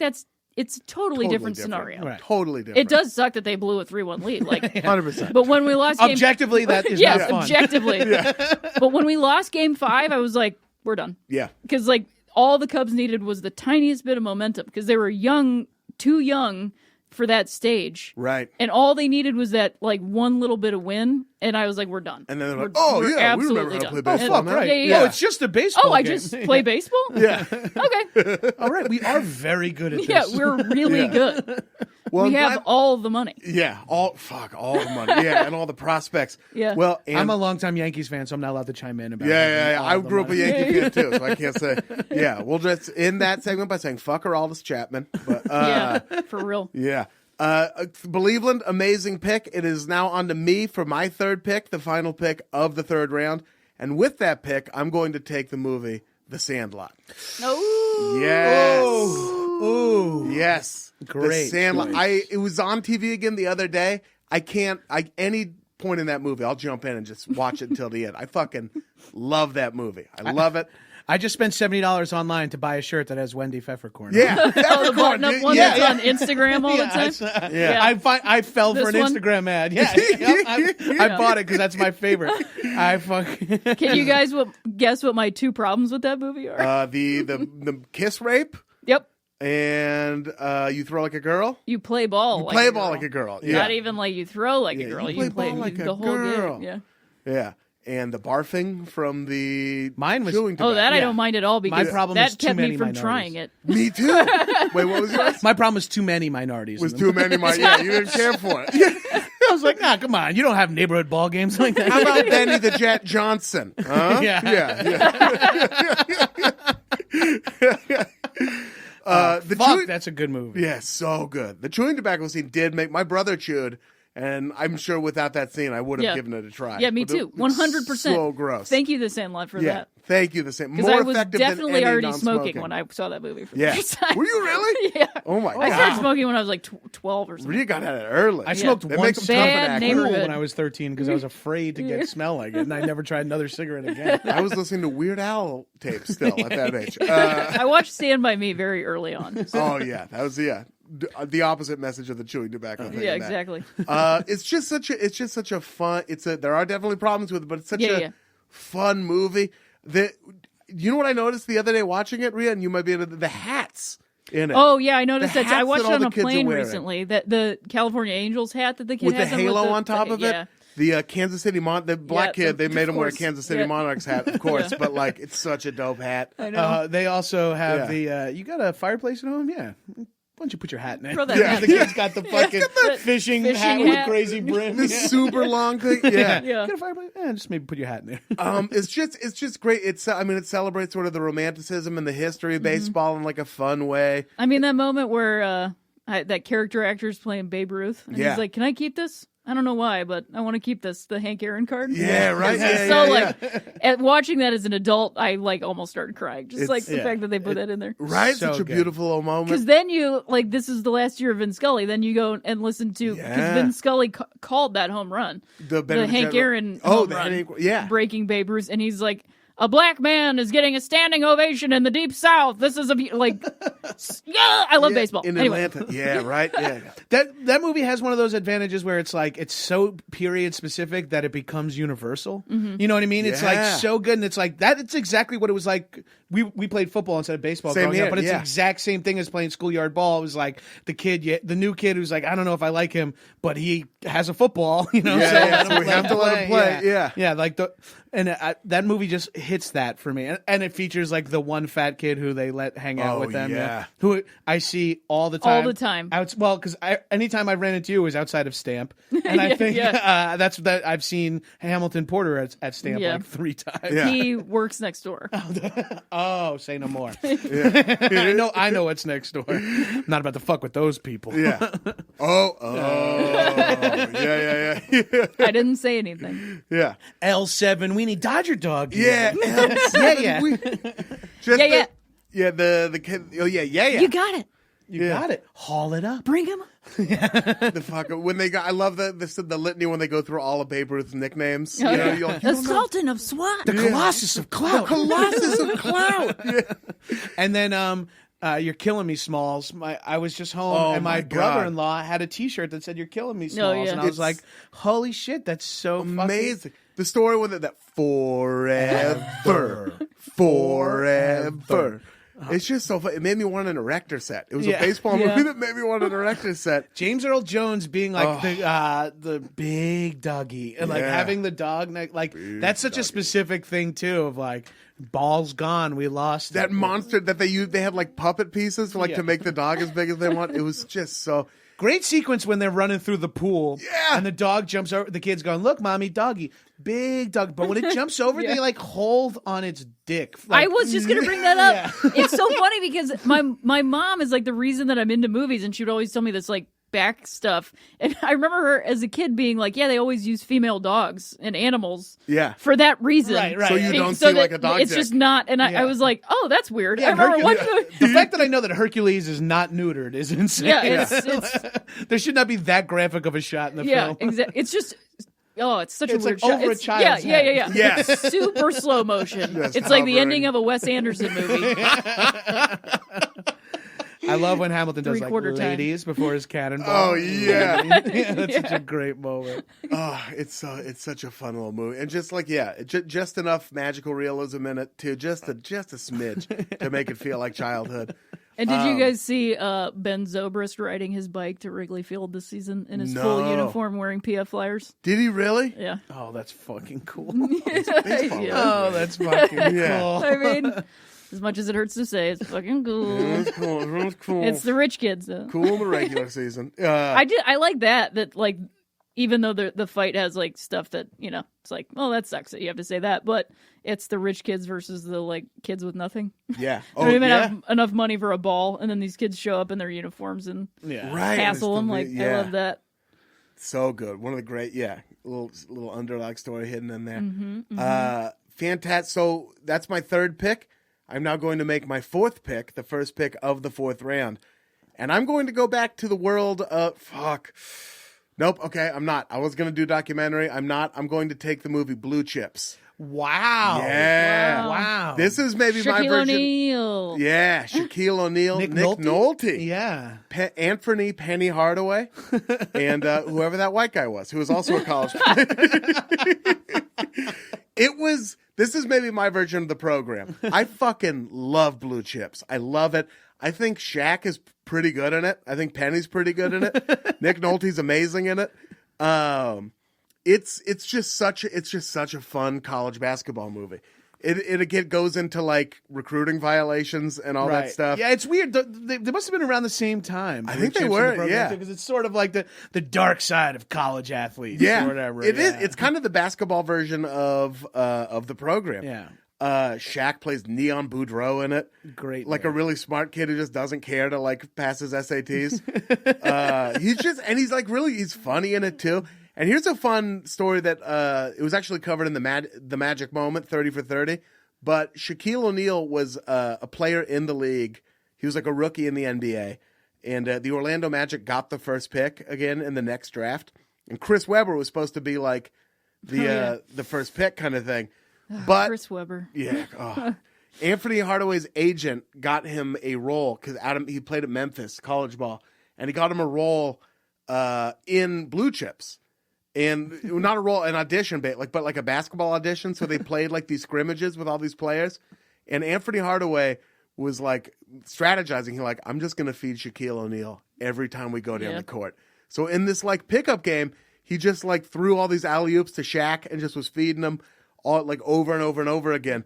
And all of a sudden Shaq was like, yo, we should draft this guy. Because he was like, he knows how to get the big man the ball. I know he's like 5'7". We're like, let's get him. Penny's like 6'7". Dude, that's like the Dolph Lundgren, Grace Jones thing. Like, just start dating this guy and I'll get him some roles. Right, exactly. Same goddamn thing. So Penny was like 6'7". He's like the. Oh, am I thinking of his commercial? He had like the half penny. You're thinking a little Penny. Marionette? Yeah, Chris Rock. That guy was 57 inches.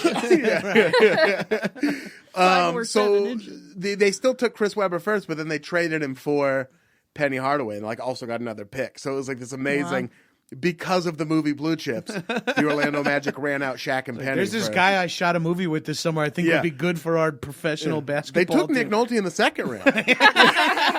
Nolte was a flame out. He only played 2 seasons. Yeah. He had a wet jumper, but he couldn't play defense at all. And at the time it was such a physical game. I just love it. It's that Nolte's great in it.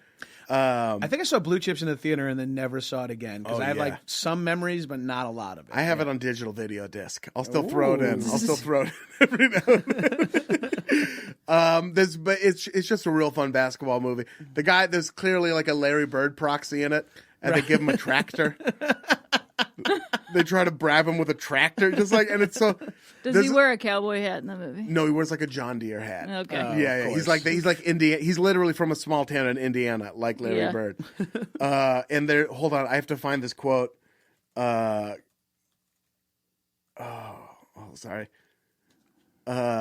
It's.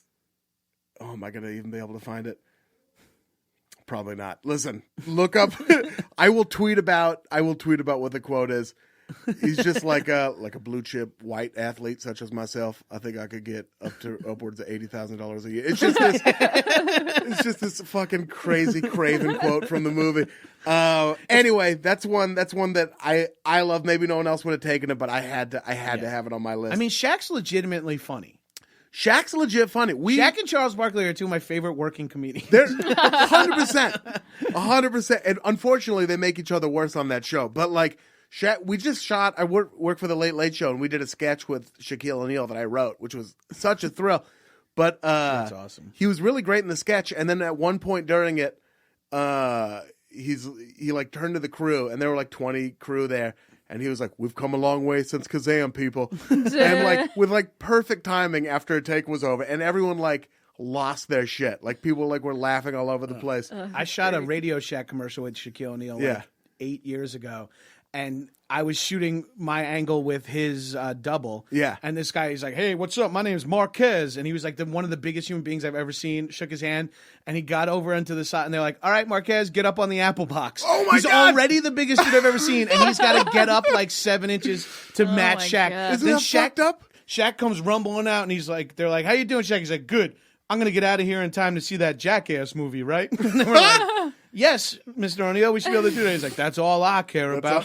And he had his fucking RV parked outside. It was so awesome. Did he have that dude in the cowboy hat with the briefcase who follows him everywhere? Possibly. There's a dude. I was a little starstruck. Sounds like a at this David moment. Lynch movie. There's a dude. That backwards talking little person. It was on fire who never burnt. There's a dude who follows Shaq around with a briefcase and a cowboy hat. And awesome. This this is Sean O'Connor's story, so I don't know if I can even tell it. I shouldn't have just said it's Sean O'Connor's story. Yeah. Because then I could have told it. Yeah. It's not. I'm going to say it right now, and if he says it's not okay, I'll edit it out. But apparently that briefcase has 2 handguns and $40,000 cash in it. I don't know if that's true. I mean, that's all you need. Apocryphal. Anyway, so I took Blue Chips with my 4th pick. Rhea, it is time for your 4th pick. All right, my 4th pick is probably not one either of you guys would choose. Ooh, I feel like maybe. Here we go. My 4th pick is Color of Money. Oh, 1986. That's a Martin great Scorsese. fucking movie. Great Yeah. movie. One of my favorite Scorsese movies. Wow. Also, one of my favorite Tom Cruise movies. I'm a Yes. huge Tom Cruise great fan. Tom I'm a Cruise Paul huge Newman. Tom Cruise fan. I love that fucking movie. Yeah, that I movie. wouldn't have even thought to pick it. You're Right? right. That is Yeah. such a good choice. Sequel to though. The Hustler, right? Yeah, But like kind 20 of. years it's later? like the Yeah. spiritual sequel to Yes. the Yeah. Hustler or whatever they say.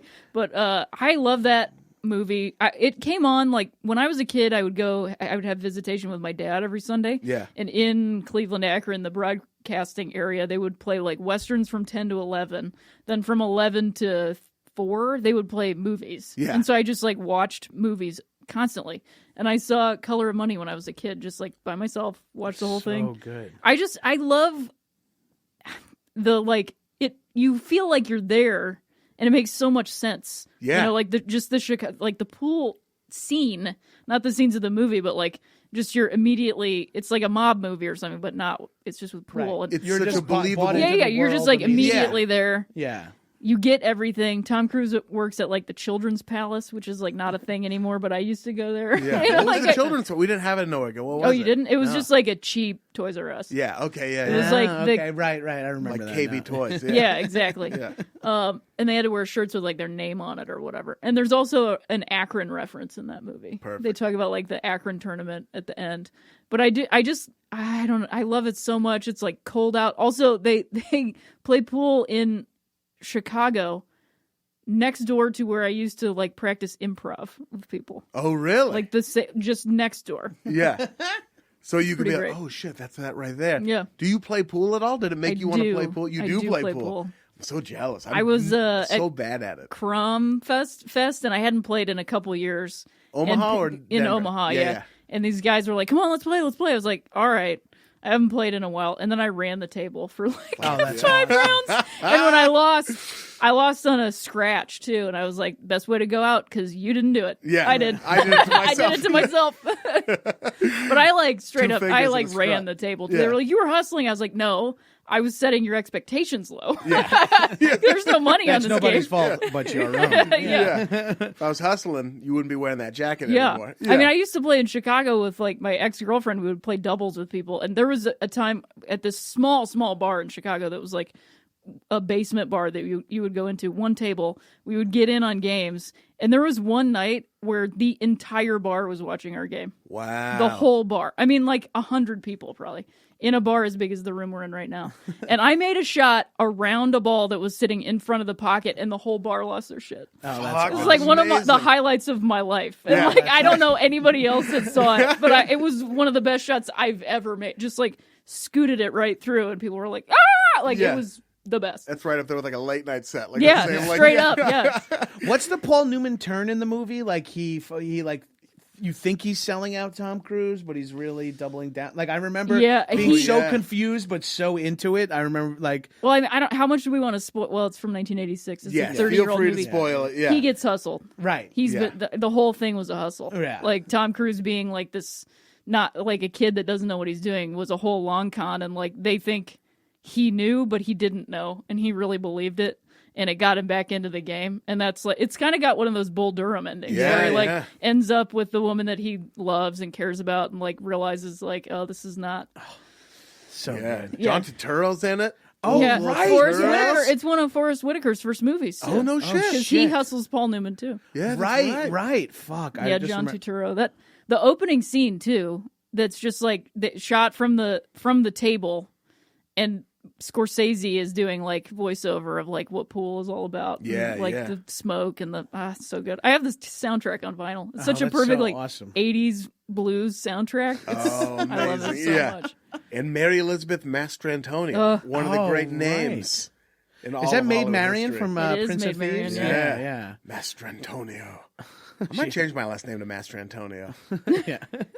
Maybe that's might be a smart move. It might be. Yeah. That might put you on a better train. Ian Mastrantonio. That might get you on a first class train to wherever we all have to go at some point. Yeah, it'll be a little more comfy. Color of Money, great pick. Thanks, man. Awesome choice. It wasn't on my list, but now I feel like a fool for not having it on my list. That's all right. It's such a good movie. I feel like you guys are both going to watch it tonight. Yeah, I literally was like, took like a half hour, like sort of meditated on trying to remember sport. I didn't want to Google best sports movies to try to refresh anything, so I was like, and I'm like, if it doesn't come to my mind, then maybe I don't deserve to. But this 100%. Is one of the ones when you just said, I was like, fuck, that really is one of the good ones. And now I'm like, is poker a sport? Like I'm all shit. Yeah. Rounders. I think Rounders counts. Yeah. Gabrus, what it is now time to learn what did make your list. What did make my list is obviously a lot of my movies are going to be football based because that was my thing. Yes. So this one's another one, but there's a level to this movie that for me is that it features Denzel Washington. Ooh, so damn I got to go with Remember the Titans. Yes. As hacky and corny as the movie can be at times, I think that's something I've learned to not only accept from sports movies, but maybe expect in a way. Expect and embrace, too. Yeah. It makes some of them and so I good. really like it. And I grew up in an all-black town, so it was like, and when I went to high school is when I was able to be considered a decent at sports because I went to a high school with way less black people. Yeah. So I was like, no, and then I was like, so for me to watch that movie. And there's just so many good characters in anything Denzel does. Whenever Denzel talks, Denzel's the man. Now, this is my own issues I'm dealing with here. But Denzel's the guy I want to be my father. Yeah. Because whenever he talks in a movie, I feel comfortable. Totally. He'll always be like, Ian, now sit down.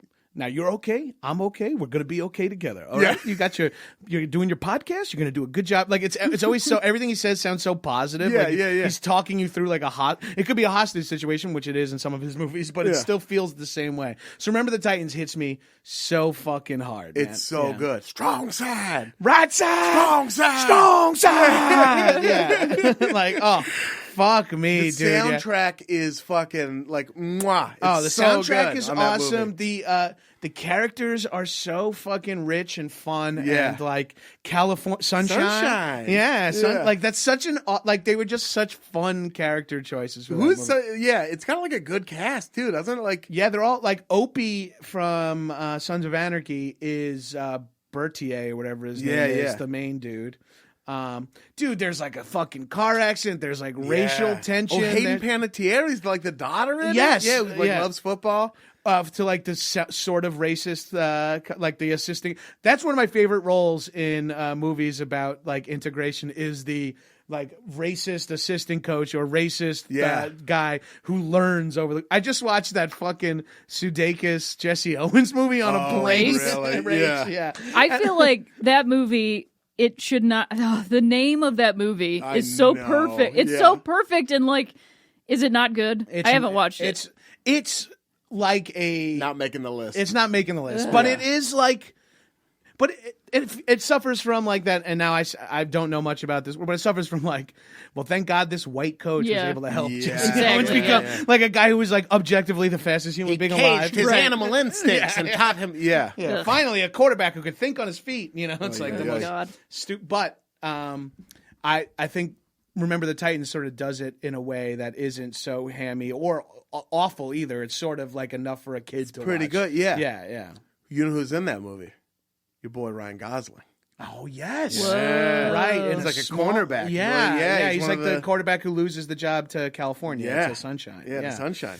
Oh, that's fucking true. Yeah, dude. Ryan Gosling's a dude I now hate for the wrong reasons. Like, turns out he's also funny. Like Nice Guys was so good. Yeah. And fuck, you're like actually good at comedy. It's like you and John Hamm just like let us have comedy. Fuck off. It's like how Blake Griffin. Let the Sixes do comedy. Yeah. Like, get off the stage, Blake Griffin. I don't need you being better than me at this, too. Yeah, that's the last thing I want to find out is that, and like John Hamm is like a 9-inch dong. It's like, of course, you get the fuck out of here, man. Dude, just a beautiful John Hamm penis. Just the holiday ham down there for everybody. Take a look at. We are the Titans, the mighty Titans. Like I know all that shit. It came out when I was maybe a sophomore in high school, so it was just like perfect. I was like, yeah. I remember going to see it with a bunch of kids from the JV team. We were all like, let's go. Dude, it was such a clutch release. Great football movie. There was a good run of football movies. Remember the Titans? Now, John, it is time for your final pick. I'm having a rough one here because I'm going to go with one that is maybe not a good movie, but in the interest of representation. Yes. Which makes me sound like I'm being open-minded, but I'm not in a way. In the interest of representation, I'm going to choose Invictus as my final sports movie. Yes. Look at you. Not a great What you mean to movie. represent is rugby, rather than... Yes. No. I mean South African apartheid views. Yeah. You don't care about Robben Island. You just want to make sure, Oh, who's Nelson Mandela? I don't know. But Matt Damon plays rugby, and that's all that matters. knows. Yeah. It was a good 30 for 30. Great 30 for 30. I forget what it's called, maybe the 16th Man or something like that. Great 30 for 30. But the movie Invictus, the book that it's based on, the true story of what happened with the South African rugby team in that World Cup is fucking awesome. Like, it's such a cool thing. It's been dressed up even more to make it seem like it was even more important than it really was. Yeah. But to just see rugby in a movie was huge. Making that, by the way, the second film that featured Matt Damon playing rugby. If you remember in The Departed, he's playing in the FDNY. Oh, that's NYPD right. in the opening scene set to the Spanish classic guitar stuff. So you just remember that if you're a rugby, I like when you're like watching League of Their Own, you're like, yes, women playing baseball. I'm like, mine is the most opposite. Yes, I'm like an American looking for rugby. Like I already have my representation everywhere as a straight white man. I'm like, but I want rugby too. Yeah, finally, someone who's not a Maori playing rugby. Yeah. I will say something about rugby that I think maybe now I'm just like I'm patronizing, but it's one of the few sports where the rules don't change at all for gender. It's exactly literally the exact same rules, same time, same field, same everything for women, which I think is totally bad. And the women I played with at Marist and at the Village Lions, the Leonas, the female Lions, they were fucking badass. My little sister played rugby, and she was so much better than me. She's such a badass. Yeah, the team. Shout out to Ian Karmel. Shout out. The women's Olympic sevens team were fucking amazing to watch. These women are brutal, like brutally. Like I love it. I love watching. Yeah. It's so awesome to watch. It's like a different type of beauty you're not familiar with. Is a woman running full speed and tackling someone. You're like, holy shit! I found that beautiful. Yeah, kind of like I find it beautiful when a dude does it. Now I really do. But for me, Invictus was Matt Damon. I was a little patronizing about like race and all that, but sure. Seeing a rugby movie and knowing the story of that, and like the Springboks, right? South African. Yeah, the South African Springboks.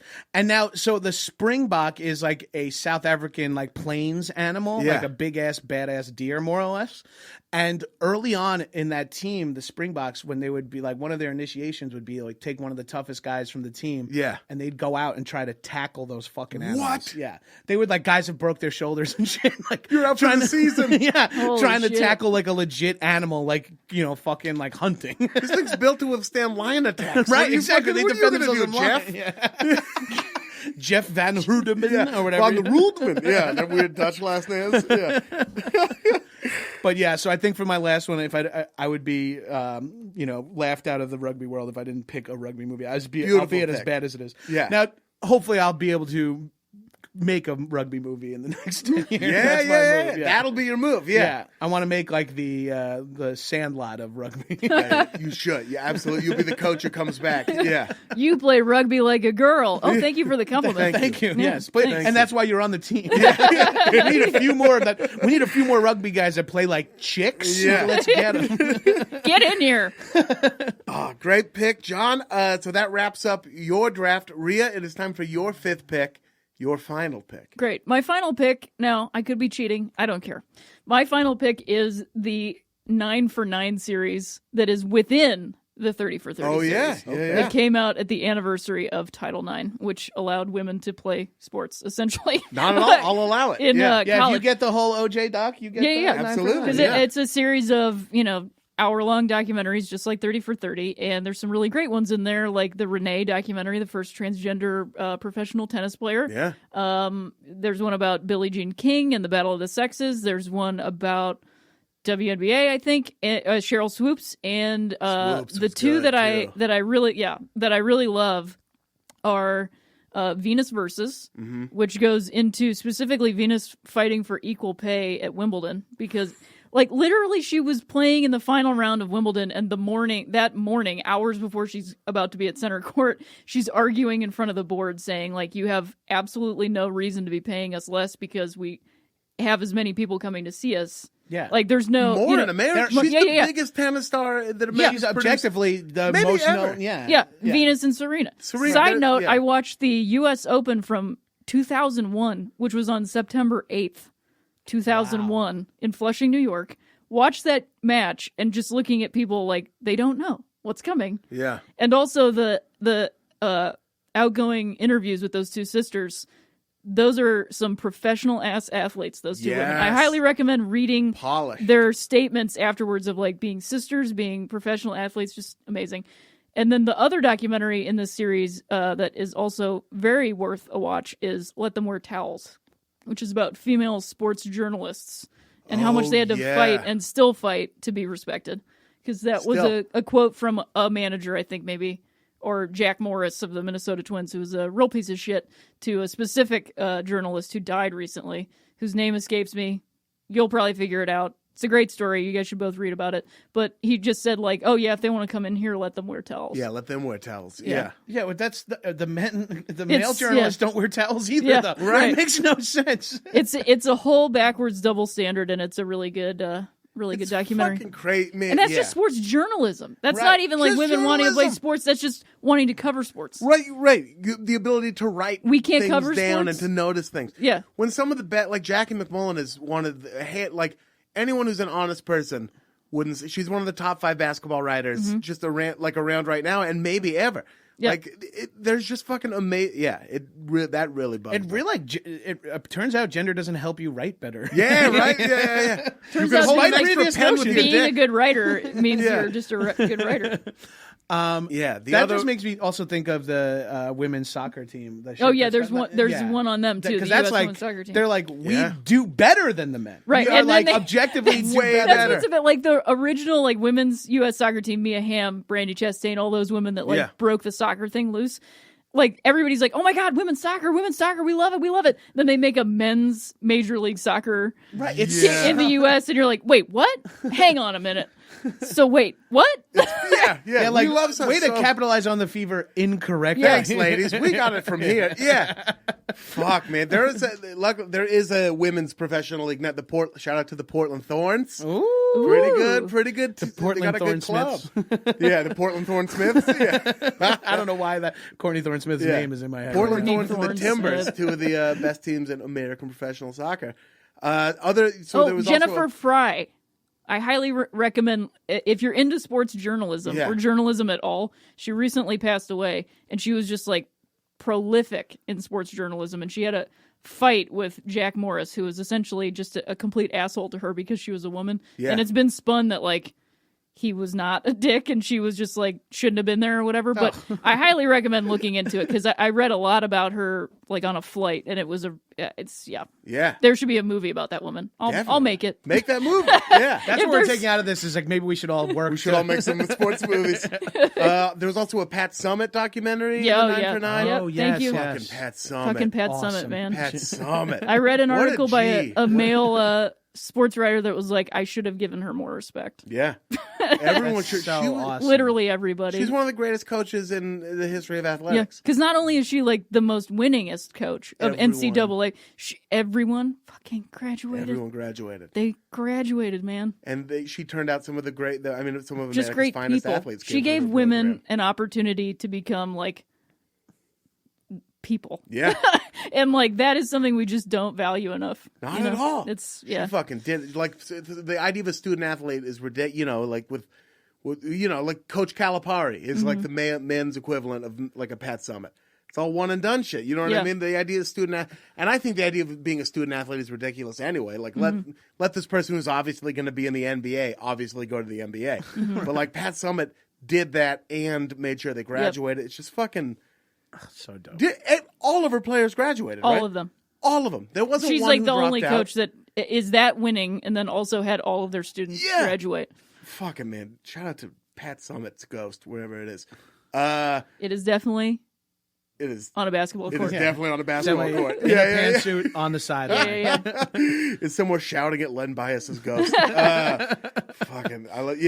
Great pick. Great final good pick. call. Something that I'm going to go. I mean, I saw the Venus one. I love that. Yeah. Yeah. They're so good. They're so awesome. Didn't something just recently happen? Like where they were like interviewing Andy Roderick? It was like, "Oh, how's it feel to be like the most winning?" Oh, and yeah, he was yeah. like, "Actually, it's Venus Williams. Yeah. Serena. It's Serena. Serena's the greatest American athlete of Yeah. our age, at Yeah, least. absolutely. And isn't maybe there ever. also like an amazing footage I saw or I read an article about her like when she was young being interviewed and they were like, "No, we take like I forget what she says, like something her dad's like, no. You are the best, or something like. Yeah. They say something in an interview. It's like one of the best, or whatever. It's like technically, I am the best, or something. Like they're just so confident and badass. You are the best. Yeah. Yeah, exactly. Also, Crip Walk's better than most tennis players. I fucking love that.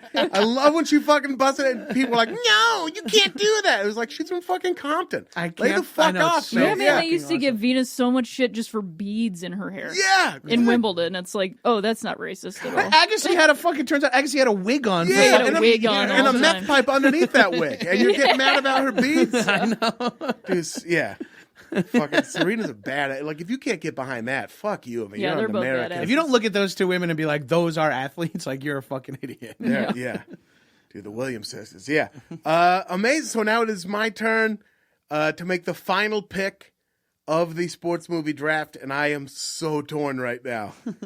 Nothing's right. I'm torn. In fact, that's how torn I am. All right, I have to go. Oh. Just go with Love and Basketball, man. I know Love you and want to go with it. It's on my list, but I'm I feel going like with Eddie. No. Celtic pride. I have to go. I'm going to say what I'm not going to take. this is between two of my.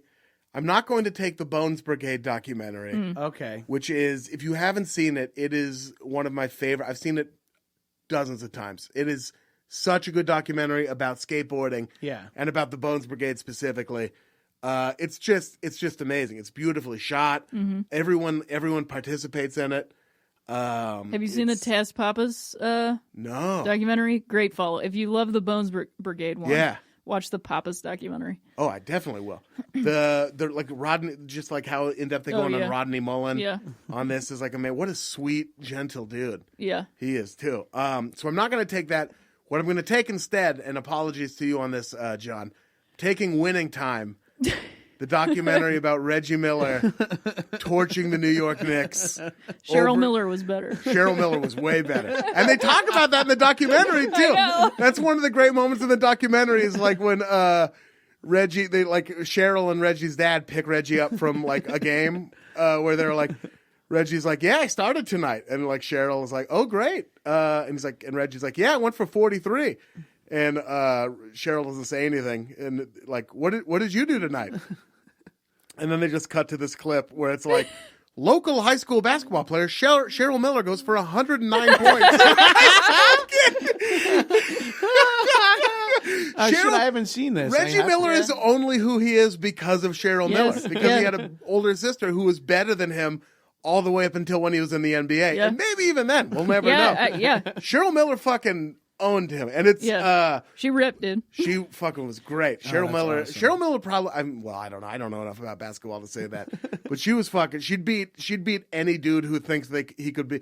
You know, sometimes you like run into those dudes like at a 24-hour fitness or whatever. Oh, like, they're like, man, you put me up against a WNBA player, I'd tear him apart. Yeah, sure you would. Fuck you, kid. Like Cheryl Miller would have like taken you down to the post and like had you for lunch. Yeah. Like all it takes is her scoring on you 3 times for you to completely lose your shit and have an emotional breakdown. Yeah. So for that reason alone, you cannot beat these women. Not at I all. wouldn't even test myself on like a treadmill next to a WNBA player in the sport that they're actually trained in. Yeah. Superb would like break my ankles barefoot. You know what I mean? A bunch of those dudes like this summer for the Olympics, they were going to the women's games and like they play each other. Yeah. They in the WNBA and like the second string NBA guys play each other and they're like, they beat the shit out of us. Like they can play each other. They can play ball. They can play each other. My amor, man, there's so many good. Yeah.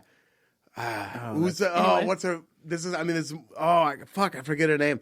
I guess this is to bring it full circle when you could talk about like basketball players that you can have a crush on. Rebecca Lobo. I thought she was Shamika Holdsclaw. Yeah, Shamika Holdsclaw. What's her name? Candace Parker. She plays Lisa Leslie. She plays right now. She's a blonde lady who plays for like Deladonna. Yeah. I think she plays for my team. I think she does play for your team. not that was the barrier between me hooking up the Cleveland basketball team or that team that has way more players. Elena Deladonna. The team that has way more players on it. The team which shall not be named. I think her preferred sexuality is like the last thing on the list keeping me from hooking up with Elena Deladonna. If we made it that far down the road, she's saying, I'm sorry, I'm gay. I'm already further than I've ever could have imagined. Thank you so much for your time and letting me even be a part of the process. Ow, my hand. Yeah, right. Yeah. I'd be like leaning, shaking up. Yeah. Can we just have an asexual, you be the big spoon? Just for a second. But yeah, Winning Time it's just such a masterfully made document. It's just so good. And it just captures that 90s basketball, the Knicks and the Heat weren't in it, but the Heat too and the Pacers. 90s basketball. God, it was just those teams. The Cavs were part of it too. Oh yeah. Just the East when they were like dominant and just like smashing into each other over and over and over again. Fighting over the scraps that Jordan was leaving. And it's funny that like it just created like a schism where it's like, there's Michael Jordan, then there's like 8 other teams. Then there's like these 8 amazing teams. Yeah. But who cares? He's playing a different sport than the rest of them. Yeah. And just like the Spike Lee subplot, him getting involved in it and like and going to like Indiana, like birthplace of the KKK, which he loves to point out. Yeah. And like all that sitting courtside. And how Reggie Miller just like attributes Spike Lee for like the reason he played so hard. And Spike, so awesome. There's like a part where it just cuts to him and he's just shaking his head. It's just such a well-made documentary. It's so entertaining. Oh, you have to see it. It's fucking Winning Time. I think Dan Flores directed it. I might be wrong about that. But yeah, just so good. I think it's my favorite 30 for 30, even though I took the OJ. OJ's better, but yeah, Dan Flores directed it. But Winning Time is like more entertaining. It's so good. Yeah, so that's the draft. We left some amazing movies on the board. Yeah, does anyone have like one of their alternates that they feel like you're like, I didn't get Little Giants out there. Little Giants was so good. Which was big for me. If you want to talk about childhood crushes, yeah, and Icebox. Oh, the Icebox. And I was like maybe like too close in age to really like, you know what I mean? Like I think I might have been like older than Icebox was in the movie, Yeah. but legally, but still so into Icebox. The cat in Mighty Ducks. What was it? The goal? quick hand, right? Yeah. I forgot about Mighty Ducks. Yeah, Mighty Ducks was one. It that was almost on my feels list. like not a sports movie for It some kinda reason. doesn't, I don't right? know how. Disney does that to movies. Yeah, I Disney grew up does constantly getting confused for Goldberg the goalie. So I was Yeah. completely reasonable.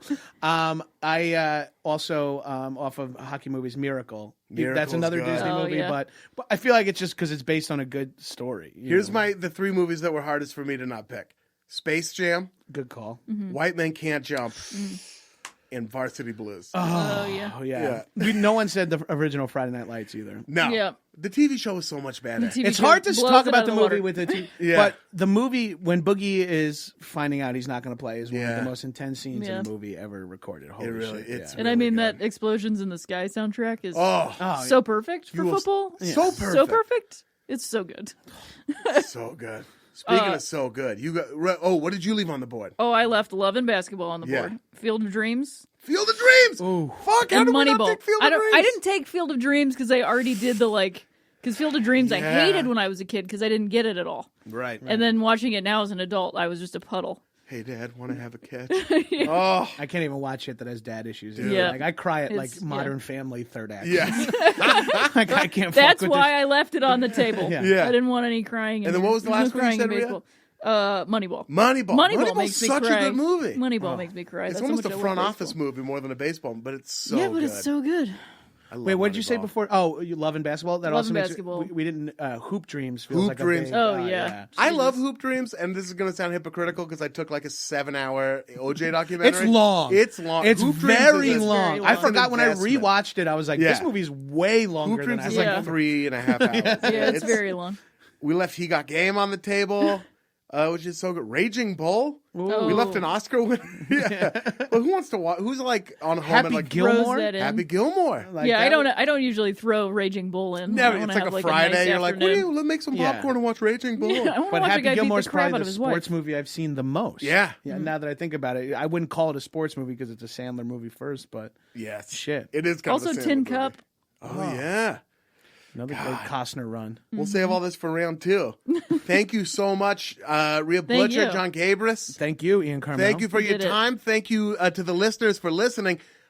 Tune in again next week for another brand new episode of All Fantasy Everything. Thanks for listening.